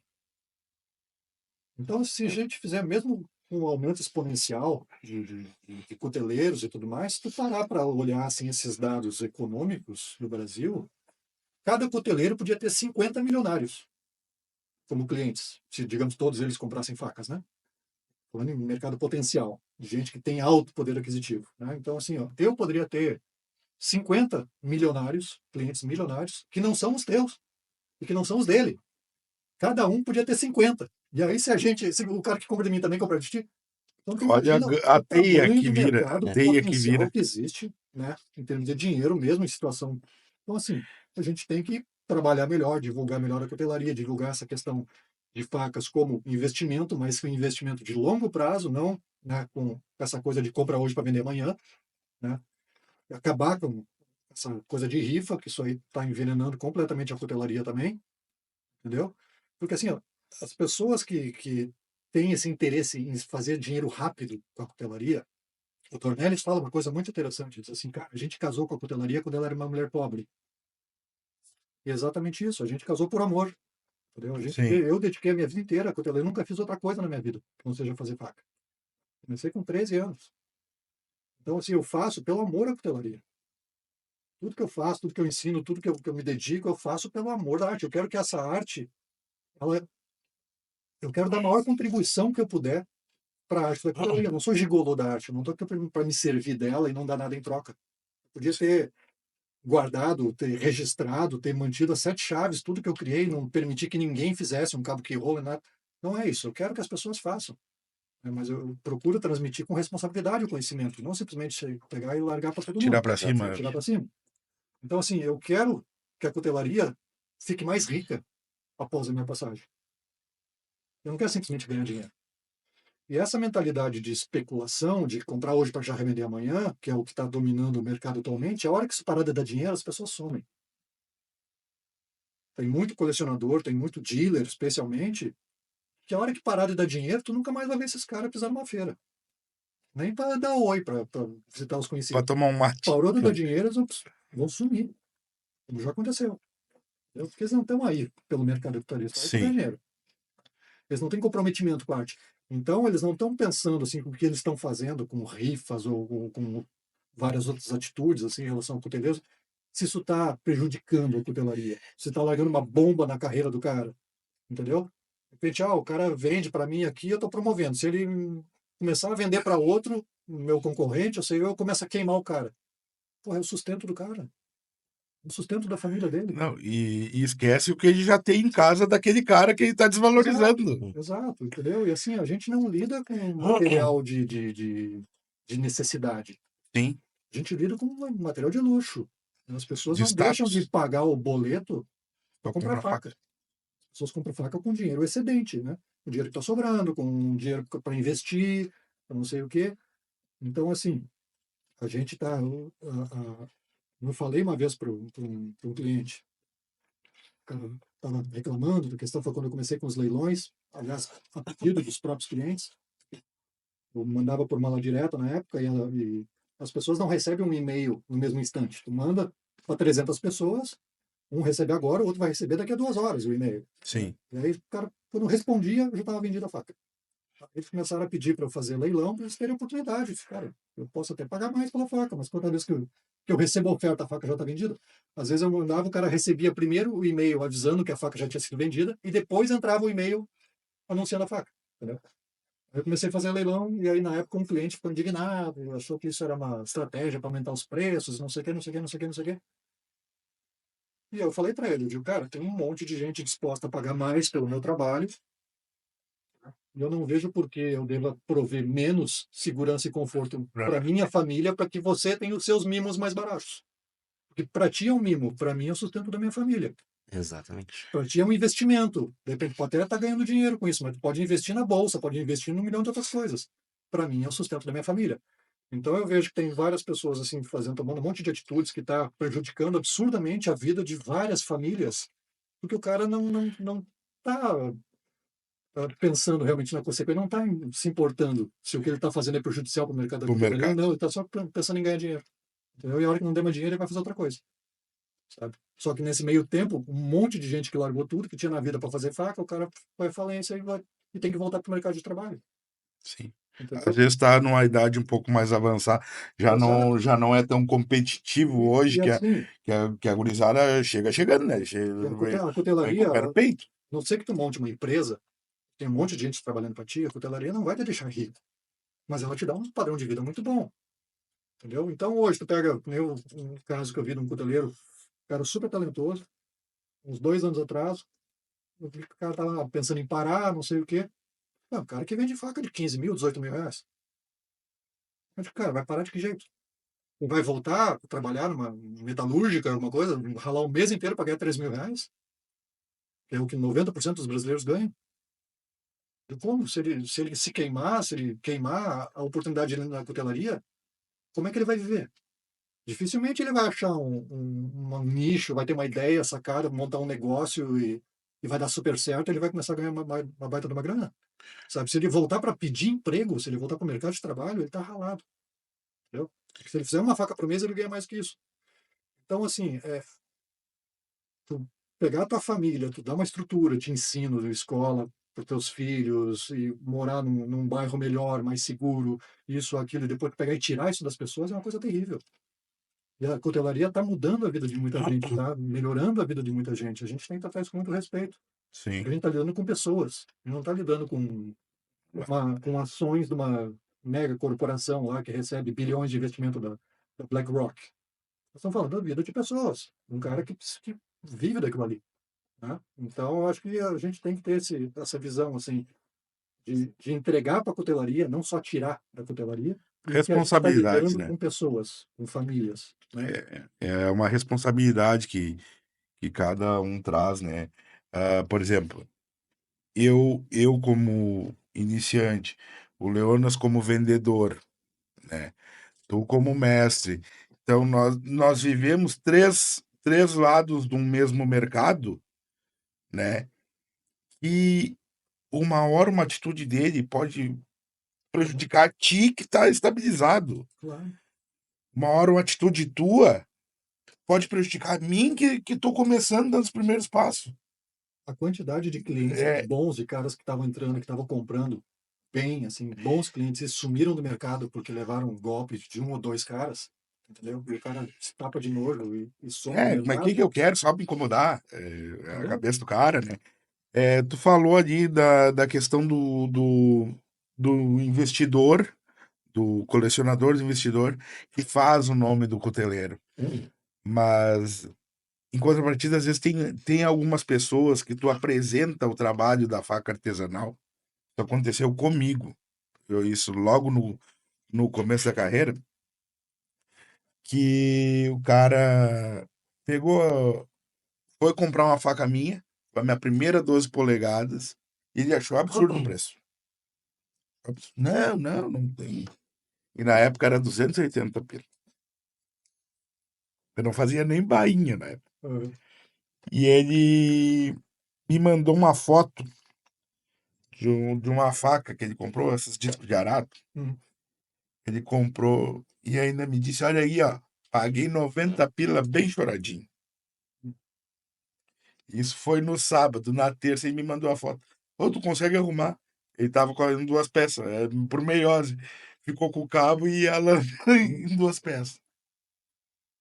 E a primeira coisa que eu fui estudar foi sobre tratamento térmico, sobre a resistência, sobre essa ligação para não quebrar ali no cabo e tal. E aí a gente conversou sobre isso aí, tomando um chimarrão de tarde. A gente conversou sobre isso aí e ele entendeu o porquê de uma faca ter um valor mais elevado. Uhum. Hoje, além de facas minhas, ele tem faca de outros cuteleiros iniciantes que estão no mesmo nível. Ele diz, pá, ele às vezes me manda foto. O que que tu acha dessa faca aqui? Eu vi o cara lá de São Paulo postou. O que tu acha? Esse dia ele me mandou uma do. Ele não tinha ouvido falar ainda, porque é um cara que não lida muito com rede social.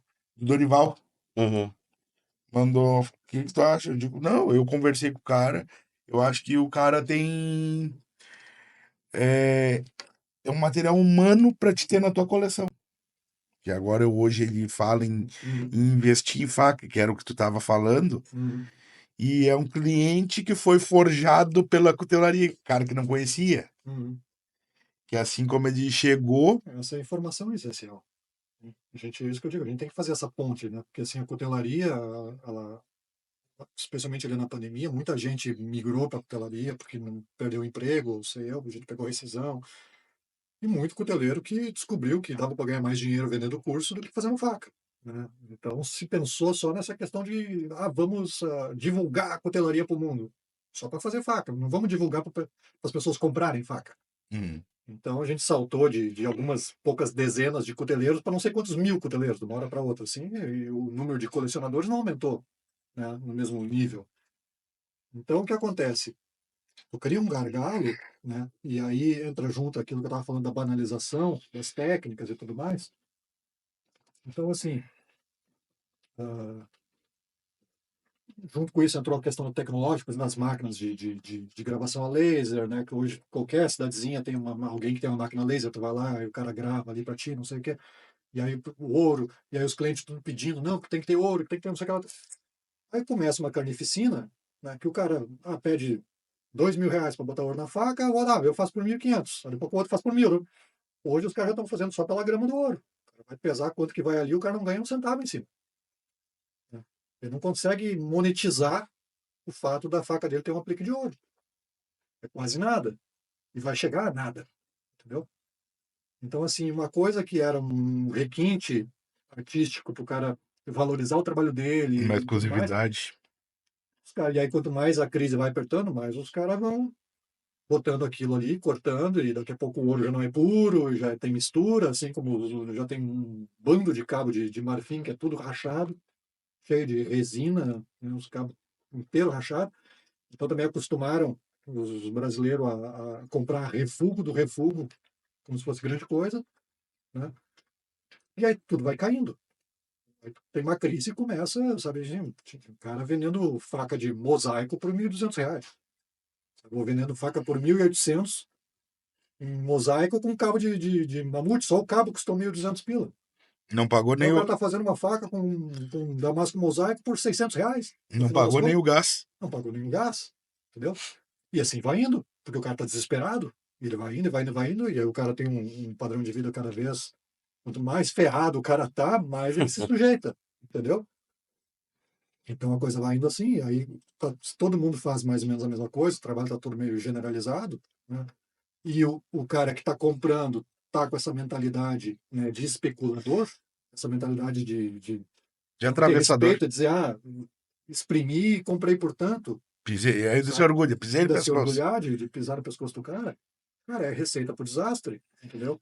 E aí, em vez da gente ter um mercado com um monte de gente vivendo bem e podendo se dedicar e fazer um trabalho cada vez mais esmerado e demorar cada vez mais tempo numa faca e fazer eventos, ir para fora, para lá e para cá, e aquele nome que está timbrado valer cada vez mais, né? A gente começa a ter um monte de gente que o trabalho vale cada vez menos, né? E as facas vão valendo cada vez menos. Sim. Então é muito complicado isso, assim. A gente tem que dar um jeito de mudar essa mentalidade, né? Assim, e começar. A gente se comunica muito também, a cutelaria é muito pequena, então tudo que acontece todo mundo fica sabendo. O cara fala uma coisa, 10 minutos depois tá todo mundo sabendo. Em todos os grupos de WhatsApp e tudo mais. Então a gente tem que começar a peneirar isso, começar a tirar fora. Assim como a gente vai peneirando os maus cuteleiros, tem que peneirar também Os os maus, dealers ou os os maus maus clientes. colecionadores, sabe? Esses dias eu estava com um cuteleiro lá na minha oficina, o cara tem um trabalho maravilhoso, e é um cara solteiro, não tem família e tudo, então assim, o cara consegue se manter bem. E ele estava falando, ele estava negociando, o cara negociando com ele uma peça, negociando, e ele não baixou. E aí no final o cara assim, pô, como é difícil comprar uma faca no cuteleiro que não está passando fome. Cara, uma pessoa que fala isso na cara do cara tem que levar um soco no meio da boca, entendeu? Porque, cara, pelo amor de Deus, e o respeito pelo ser humano, onde é que ficou? Entendeu? Então, assim, pô, o cara tá comprando produto que ele não precisa, que é um produto de luxo, que é um hobby, que é uma diversão, que ele compra com dinheiro que está sobrando, que ele não está tirando de coisas importantes para comprar, sabe? O cara tá ali vendendo o sustento da vida dele e o cara tem esse tipo de atitude, sabe? Assim, o cara deve estar com fome, vou lá espremer o pescoço dele. É o que eu digo, Cara, isso é de uma imoralidade o absurda. dinheiro para faca não sai da geladeira, mas a faca ela entra na geladeira do cuteleiro. Exatamente. E as pessoas quando chegam, que é uma coisa que a gente tenta levar aqui, que essa nossa conversa está sendo muito proveitosa, é o porquê, que não é só o marfim, que não é só o ouro, que não é só o padrão, é a pessoa que está atrás. É Exato. que nem diz o Leonas, é a assinatura. É Exato. a. O que eu quero que as pessoas entendam, que eu falo esse tipo de coisa, assim, eu estou fazendo essa crítica ao colecionador que tem esse perfil especulador, não é só porque eu estou preocupado com os cuteleiros, que eles estão pisando no pescoço dos cuteleiros, mas porque eles estão deixando de ganhar dinheiro. Eu quero que o cara entenda que essa atitude, ele está ganhando uns vitém aqui, mas ele está deixando de ganhar muito dinheiro a longo prazo, entendeu? Que é isso. Se tu mata o cara de fome, cara, o cara some no mercado, ou o cara fica ali cada vez mais na pindaíba e ralando. Tu tá botando dinheiro ali, tu não vai tirar dinheiro nunca. Eu gosto de contar uma história. Quando o Barry comprou o White Knife Invitational, aí ele fez a primeira edição, não foi no primeiro ou na segunda edição, que, que teve aquela adaga do Jürgen Stein, que saiu no Instagram e tudo mais, US$ 156.000, eu acho, a adaga.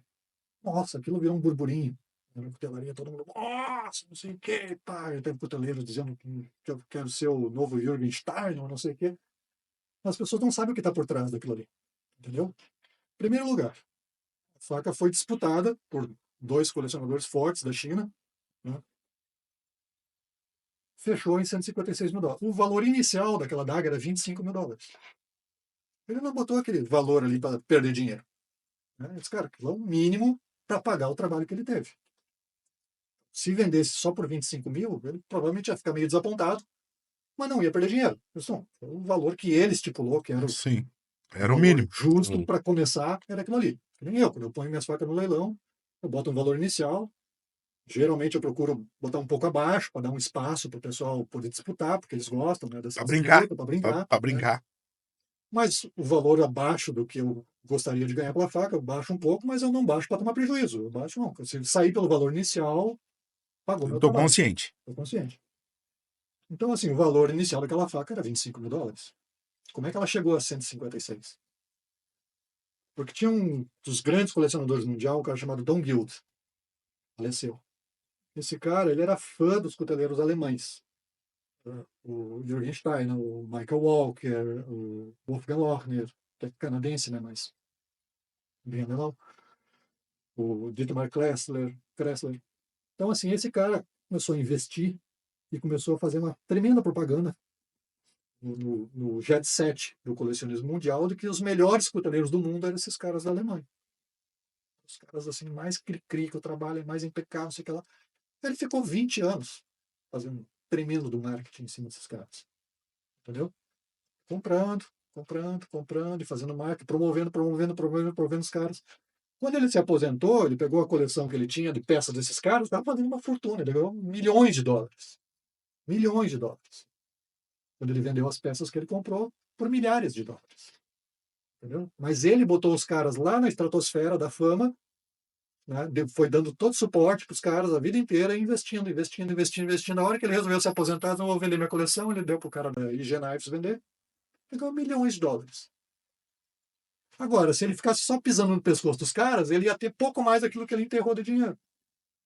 Que não ia pagar o que hoje para nós seria a correção monetária Exato. da Entendeu? poupança. Então, como é que acontece? Como é que o Jürgen Stein chega nesses valores, dos caras pagarem cento e tantos mil dólares por qualquer coisa que ele faça? Porque o colecionador investiu a vida inteira nele e promoveu ele, para que ele valha cada vez mais, porque o nome dele, porque o trabalho, aquela assinatura dele vale cada vez mais dinheiro, porque o cara está investindo. Ele tem 20 facas do cara guardado, ele quer que valha $1 milhão cada uma.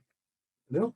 Agora, se esse cara ficasse na mão de especulador, que é o que está acontecendo na cutelaria hoje, Se estivesse no a Brasil, troca dele ia custar 15 mil, se tanto. Entendeu? E o cara tá lá, ralando, porque essas peças demoram meses para fazer. Uma daga dessa, né, não sei quanto tempo ele demora para fazer. Não faz aquilo ali em 2 semanas. Sabe, o cara que produz, que está fazendo faca mais simples ali, produzindo um monte, ganha mais dinheiro do que esses caras. Eu sempre falei isso para os colecionadores nos eventos. Faca com o valor mais baixo em cima de uma mesa é aquela que tem o preço mais alto. Porque é onde tu menos está pagando pela hora de trabalho do cuteleiro. Todo mundo sabe. Onde tu mais ganha dinheiro é naquela coisa que tu faz rápido. sim. Então, assim, uma vez eu estava falando isso com o Master Smith lá nos Estados Unidos e o cara disse, cara, tu está completamente certo. O cara estava com uma Bowie, que ele ganhou um prêmio, o melhor Bowie do Blade Show. E aí a gente estava falando exatamente sobre isso. Ele disse, cara, tá absolutamente certo. Essa Bowie aqui, vendi por $2.800. Essa faquinha tática aqui, eu vendo por $300. Eu faço 5 num dia.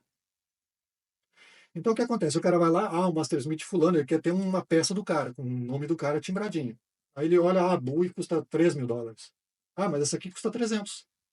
Ele paga 300. Só que ele está pagando 5 vezes a hora de trabalho do cara para fazer uma porcaria de uma faquinha tática. Em vez de juntar o dinheiro e pagar 1/5 daquela hora de trabalho para ter uma peça super sofisticada. Entendeu? Exclusivo. Exclusivo. Então, assim, quando eu lanço um trabalho, os caras vão lá e pagam, não sei o que lá, pô, o cara vendeu uma faca de tanto, não sei o que lá. Cara, é onde eu menos estou ganhando dinheiro. Se eu fizesse um feijãozinho com arroz ali, rapidinho, eu ganhava mais dinheiro. Só que eu ia estagnar em termos de nome. O que cria o teu nome a longo prazo, que faz a tua fama e traz o preço de absolutamente qualquer coisa que tiver o teu nome timbrado para cima, é o trabalho de ponta. Não é o feijãozinho com arroz. Então, tu tem que saber trabalhar com essas duas coisas. Né? Então, eu faço todas as coisas sofisticadas e diferentes e crio, sei que eu estou o tempo inteiro surpreendendo e procurando me superar. Primeiro, pelo amor ao desafio, que o meu amor não é por faca, é por cutelaria. A gente vai para a cutelaria por gostar de faca, e depois a gente gosta de cutelaria muito mais do que a gente gosta de faca. Eu hoje, na verdade, não tenho vontade nenhuma de ter facas e não sei o que lá. Eu gosto do desafio. Eu não tenho nenhuma minha. Quando tu olha uma peça, assim, tu seduz o que? O design, a ideia, a beleza, a harmonia, o desafio. Como é que o cara fez isso? Como é que o cara fez isso? E o prazer O que está depois. envolvido ali que te seduz na minha peça. E eu acho que depois o prazer. Claro que a gente precisa do reconhecimento financeiro, porque é dali que a gente tira o sustento. Mas o prazer de ver a boca do teu cliente colar quase na orelha e ele virar as costas faceiro olhando aquela peça, ele entrar no carro dele e ainda ficar sentado ali, ó, O que eu digo, olhando. é uma amostra do que é a criação divina. Entendeu? Por isso que quando a gente começa a trabalhar com alguma coisa de criação, a gente nunca mais consegue parar, porque isso é a coisa mais profunda que a gente tem na nossa alma. Né? A gente é parte da consciência do todo, a gente é parte do Criador. Né? A gente é um ponto de atenção na grande mente do Criador. Então, a coisa mais primordial que a gente tem, mais profunda que a gente tem na nossa alma, é a curiosidade e a criatividade. Então, quando a gente expressa isso, quando a gente tem uma ideia, e a gente pega essa ideia lá do plano etérico, da dimensão quântica de infinitas possibilidades, e a gente usa os processos mecânicos para materializar um objeto que passou a existir nesse plano de existência, que não existia antes, só existia na tua imaginação, isso é uma coisa absolutamente poderosa. Isso causa uma impressão de admiração nas pessoas. Primeiro, a gente não consegue mais parar de criar e fazer alguma coisa, nunca mais. E quando a gente cria isso, quando eu faço uma peça, alguém chega numa feira assim e olha assim, uau, nossa, que coisa linda isso. E o cara, eu faço um vídeo, cara, eu já vi esse vídeo 50 mil vezes, eu não consigo parar de olhar. É a mesma coisa de quando tu tá fazendo uma trilha e aí tu vai, tu sobe assim aquela última barranquinha e tu enxerga a cachoeira pela primeira vez. Uau! É a mesma coisa, numa escala menor. Então a gente está lidando com um poder divino. E por isso que essas coisas têm tanto apelo também, além do lado psicológico. Quando tu cria um objeto de beleza para as pessoas que passou a existir, é como se tu criasse uma cachoeira que não existia. As pessoas, nossa, de onde é que saiu isso? Ah, fulano fez. Uma coisa muito divina. Então a gente tem que entender isso, né? E aprender a valorizar isso, né? A valorizar as pessoas que têm a capacidade de fazer esse tipo de coisa. E o cliente é muito importante, né? Assim, a coisa que eu mais quero é que o cliente hoje que tem essa mentalidade de especulador, que ele entenda o que eu estou falando e que ele comece a ter a mentalidade de colecionador real, porque ele vai ganhar mais dinheiro e vai ser mais feliz. Porque todo o mercado vai crescer, né? Esse cara vai ser vai ter uma relação muito mais sadia com o outro ser humano, em vez de estar pisando no pescoço, ele vai estar dando a mão pro cara, entendeu? Quando a gente faz o bem por alguém, isso é uma coisa que nos retorna 10 vezes, né? Quando a gente fala alguma coisa, a gente projeta um campo energético, né? Do nosso coração, isso afeta as outras pessoas, a gente recebe a mesma energia de volta. Então, Sim. cada vez que eu falo alguma coisa que eu inspiro pessoas, eu recebo 10 vezes o carinho que eu estou dando, eu estou recebendo de volta. Então, isso vai numa espiral crescente, né? E é isso, o cara se sente melhor, ele tem uma relação mais saudável, ele é mais feliz, o outro é mais feliz, todo mundo trabalha num mercado melhor, que vibra numa energia mais positiva, e lá no final o cara ganha muito mais dinheiro do que ficar especulando, comprando e vendendo, comprando e vendendo, comprando e vendendo, entendeu? Não que o cara não vá fazer isso, ele vai fazer, mas ele sempre vai pensar no médio e longo prazo, que é onde realmente está o dinheiro. Vai aplicar qualquer. É isso que eu digo, sabe? As pessoas esquecem até mesmo o que eles sabem. Ninguém compra um apartamento para vender na semana seguinte. O cara compra um apartamento nessa área aqui, eu sei que vai valorizar, porque os caras vão fazer um shopping aqui, ou eu tenho um sócio, não sei o que lá, eu vou trazer, nós vamos trabalhar aqui, vamos dar uma revitalizada nessa área da cidade. O cara investe, ele sabe que dali a 20 anos aquilo vai estar valendo uma fortuna. Ele não compra apartamento para vender semana que vem por pouco mais do que ele pagou. Entendeu? O cara não compra uma ação na bolsa para vender 2 dias depois. Sim. Então, assim, mesmo em termos de investimento, os caras estão fazendo na cutelaria uma coisa que eles não fazem em qualquer outro setor de investimento. E eles não estão se dando conta disso.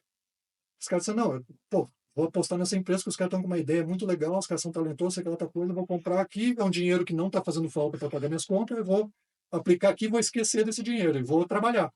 Esses caras realmente dar certo, crescer, vou direcionar outros investidores para eles, bababá. Daqui a pouquinho a empresa dos caras está valendo, né, uma Apple, um Google, o que quer que seja, está valendo uma fortuna, sabe? E tu apostou nos caras lá no começo. O cara que apostou, que comprou ações da Apple lá no começo, o cara que comprou ações da Google lá no começo, o cara que comprou Bitcoin lá no começo, os caras hoje estão nadando no dinheiro. Agora, se eles só ficam botando o pé no pescoço da empresa e tentando essas empresas nunca iam valer o que vale e ele nunca ia ter esse patrimônio. É. Então eu quero que os cuteleiros estejam melhores, eu quero que os dealers estejam melhores, eu quero que os colecionadores estejam melhores, que todo mundo entenda que o mercado sadio é bom para todo mundo. E está todo mundo perdendo dinheiro. Todo mundo está perdendo dinheiro. Até mesmo os dealers estão comprando e negociando o tempo inteiro, que podiam ganhar muito mais dinheiro se o Sim. mercado estivesse saudável. Sim. Entendeu? Eles podiam estar vendendo hoje as peças que eles compraram há 5 anos, 7 anos. Claro. Eles não tiveram a mesma paciência que o cuteleiro às vezes não teve não, vou segurar para começar a fazer o mosaico. Vou seguir no aleatório por enquanto. Uhum. Vou botar um W agora, vamos evoluir degrau a degrau. E outra coisa, E assim, a mesma paciência que o cuteleiro não teve de esperar a sua evolução, o cara vai se arrepender de não ter tido. e outra mentalidade, assim, que também atrapalhou muito na época da pandemia e tudo mais, essa questão da produção, sabe? O pessoal focado, assim, produzindo. Eu conheço, eu tive contato, assim, alunos, com colegas ali, que o cara fazia 8, 10 facas de mosaico por mês. E mosaico tu trabalha com blocos grandes de aço, né? Então, geralmente, de um mosaico tu tira 2, 3 lâminas, às vezes. Sabe? E o cara aqui, ó, beleza, o cara mudou de casa, comprou um sítio, ou comprou uma caminhonete, ou comprou um barco, os caras deram uma baita melhorada na vida do cara. Só que o que acontece? Quando tu fica só tocando, fazendo sempre a mesma coisa, tu fica naquela zona de conforto, as pessoas têm que entender o seguinte: uma carreira é uma maratona. Uma carreira não é um sprint, né? Não é 100 metros rasos, é uma maratona. Então, assim, uma carreira é uma escada.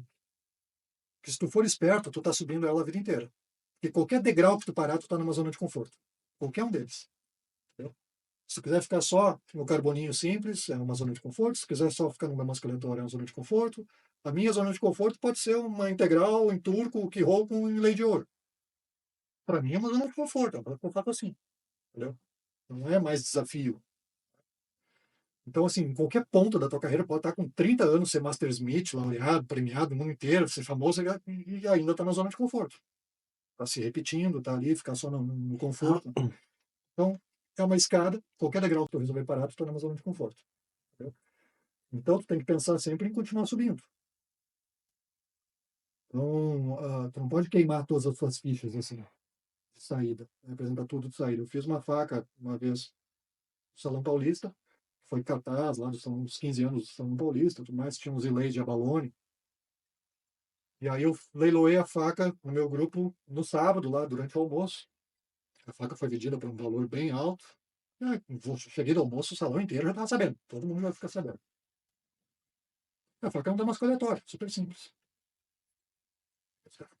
Não sei o que absurdo, cara, vender a faca por tanto, um damasco aleatório, não sei o que, não sei o que, não sei o que. Vi, o Barry também veio conversar comigo, né? Dando os parabéns pela técnica, tudo mais, fantástico. Mas eu, se fosse tu, teria feito isso aqui com damasco turco, em vez de fazer com aleatório. Sim, mas é a primeira que eu estou fazendo. A próxima, se eu fizer ela e daí fizer com damasco turco, eu posso cobrar mais do que essa. Agora, se eu já fizer, entregar aqui a primeira faca com inlay de abalone, e eu já entregar ela em mosaico, em turco, não sei o que lá, a segunda O que vai valer? não pode valer mais do que ela, porque não tem nada mais para apresentar. Eu já queimei todas as fichas. Já não é mais novidade. Não é mais novidade. E não Já tem mais nada para incrementar, para subir? para subir. Entendeu? Então, tu tem sempre que pensar assim. Eu tenho minhas gavetas lá de material de cabo, eu tenho material lá de 2003. Entendeu? 2003 acho que não, acho que eu já usei, mas assim, eu tenho madeira lá de 2011. Uns pau-ferro do deserto, umas coisas. Quando eu vou usar um cabo, por exemplo, de pau-ferro do deserto, eu tiro todos eles para fora e escolho o pior. Todos eles são ótimos, né? Mas eu pego o pior que eu tenho. Sempre guardo o melhor para o futuro. Porque hoje eu estou usando esse aqui para fazer essa faca, mas eu não estou acomodado na minha zona de conforto. Eu quero continuar criando, continuar fazendo coisas que eu nunca fiz ou coisas diferentes. E aí, para a próxima faca que vai ser melhor do que essa, eu quero um cabo melhor do que esse. Sim, sim. Entendeu? É, Estou sempre fazendo uma reserva para o futuro, estou sempre deixando uma margem para poder trabalhar no futuro. Seja um material mais bonito de cabo, seja uma técnica diferente, seja alguma coisa. Eu estou sempre pensando. Eu estou com 35 anos, 36 anos, eu acho, de carreira. Eu sou Mestre Smith, estou no topo da fama, aqui, mas eu ainda estou pensando sempre no futuro. Não vou dizer, não, agora é só ficar fazendo minhas faquinhas aqui, botar banca de gostoso e ficar. Não, eu quero continuar fazendo, eu quero continuar desenvolvendo, eu quero continuar fazendo coisas que, hoje, putz, quando eu achei que eu não tinha mais nada para criar, o cara parece um troço diferente. Porque toda a fama que eu criei foi assim. Não foi fazendo marketing, não foi me promovendo, não, sempre foi indo além do que todo mundo estava fazendo. quando tu postou aquela faca do. Aí chegou, É, tem madeira escavada por cima do chão. isso. Eu me perguntei, pra onde é que ele vai agora? Nem eu sei, eu já tô nessa. É essa aí! Entendeu? Eu digo, o Então que esse homem vai criar agora? E aí tem um lado assim também que eu fico. Nossa consciência, ela sempre age em vários níveis, né? Então tem esse lado. Todo artista tem um ego, todo artista gosta, né? Tem vaidade, gosta de ser elogiado e tudo mais. Então eu chamo de bonequinho, né? Que é o Rodrigues Fredo, o carne e osso, esse bonequinho que está aqui. Não é que eu sou uma consciência infinita, assim como todos nós. Porque eu sou um personagem de videogame. O personagem adora essa coisa do mestre Fredo, da bajulação e dos elogios, do reconhecimento. Né? É gostoso.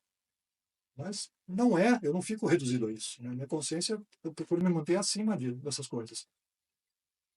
Então, assim, o que eu vejo hoje, por exemplo, muita gente absurdamente talentosa que fica só copiando o que eu faço.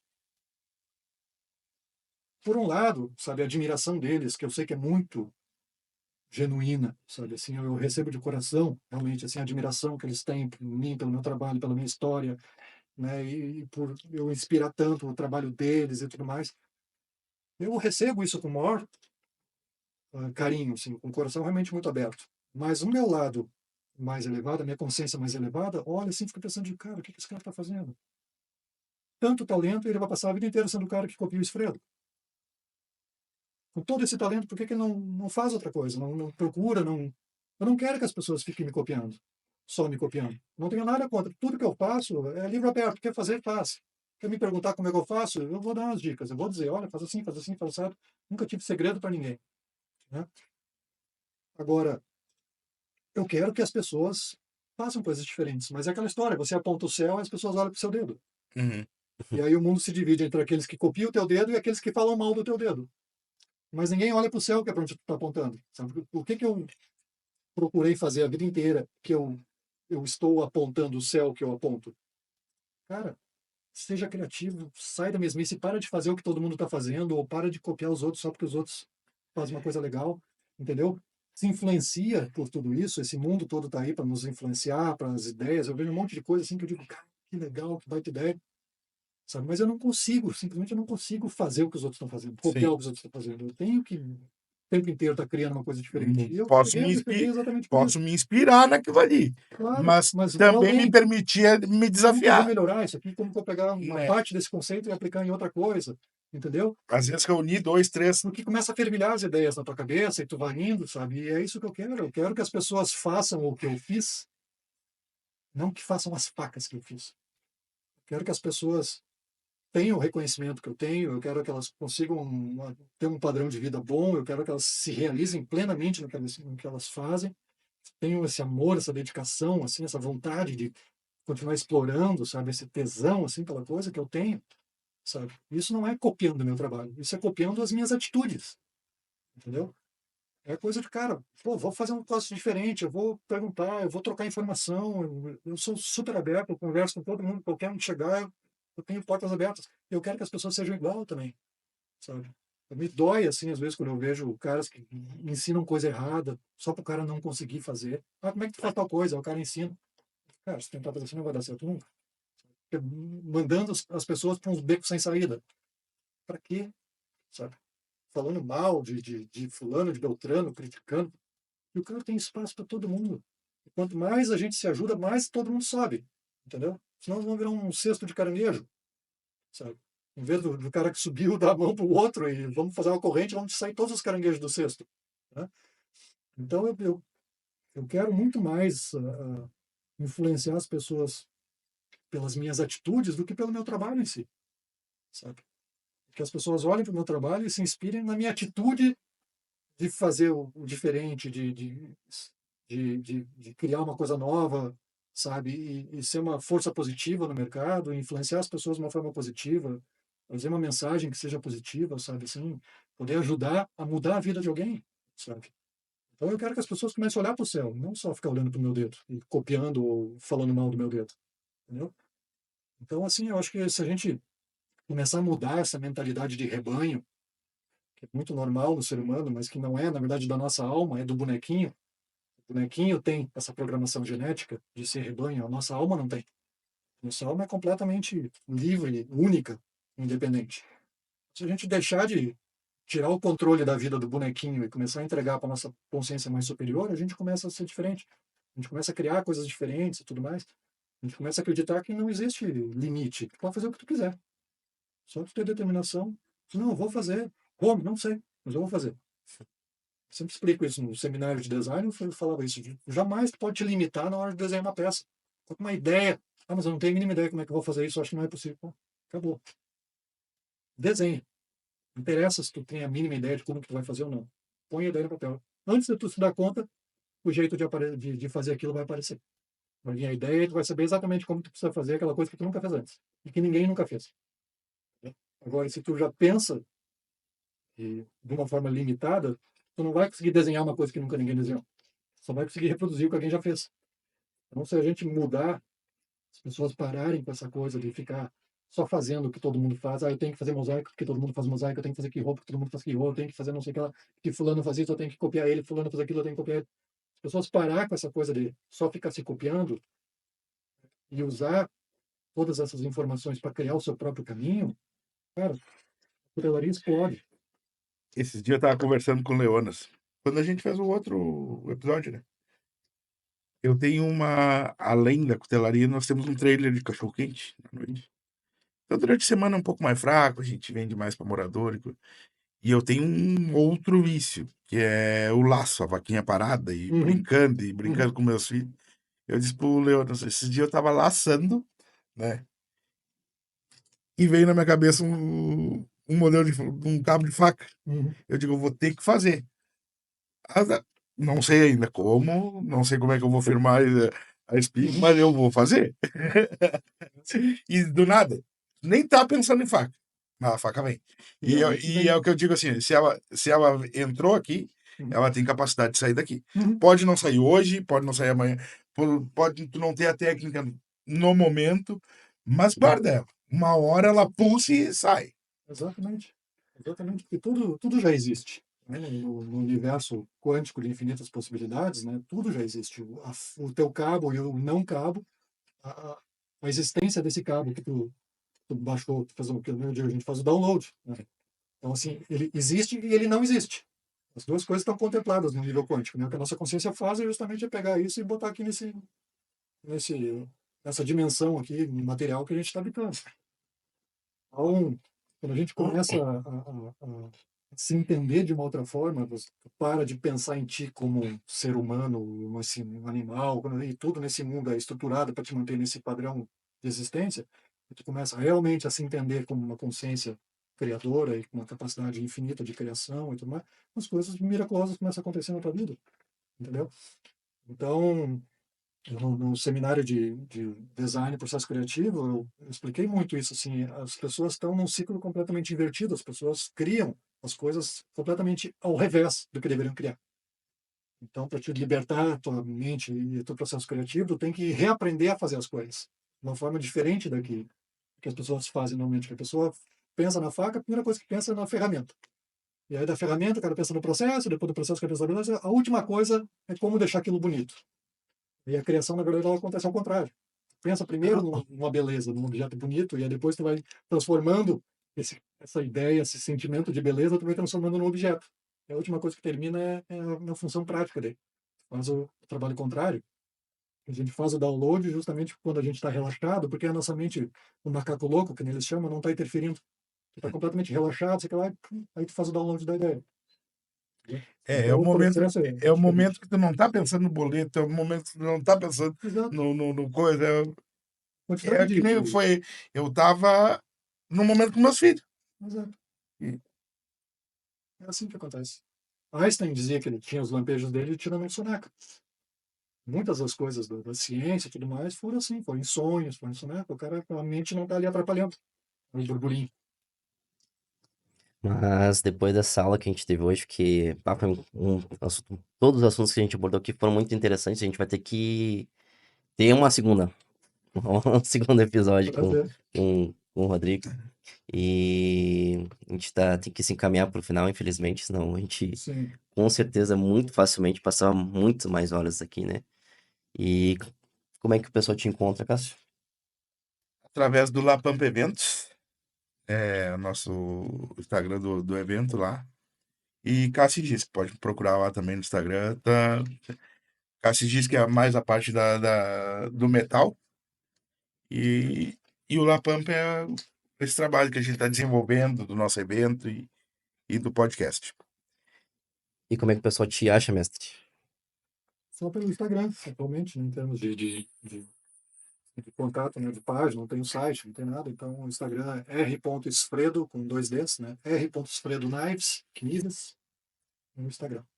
Se botar Rodrigo Esfredo, já vai aparecer. Muito, botou esse Fredo ali, já pega, já puxa fácil.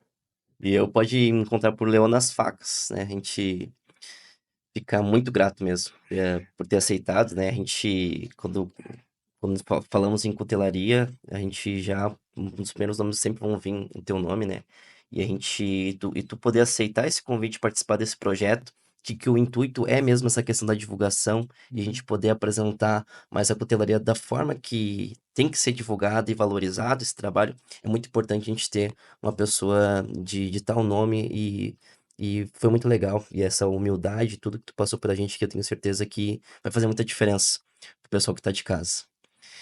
Então, agradecer aos patrocinadores também, Leandro Weber, Empório das Lâminas, Gavião Madeiras, ahn, Ah, não te ilude, Não nossa Te Ilude, parceira. Luana É, Designer. Belo nome, né? não É te legal, ilude. né? É. Eu curto muito esse trocadilho. Então, pessoal, desde já agradeço a todos que assistiram até o final. Não se esquece de se inscrever. Eu vou roubar uma frase tua. Pode roubar. Para consideração final, eu vou fazer uma pergunta que ele faz. Ah, beleza. Pode fazer. O que o Rodrigo de hoje fala pro Rodrigo que começou?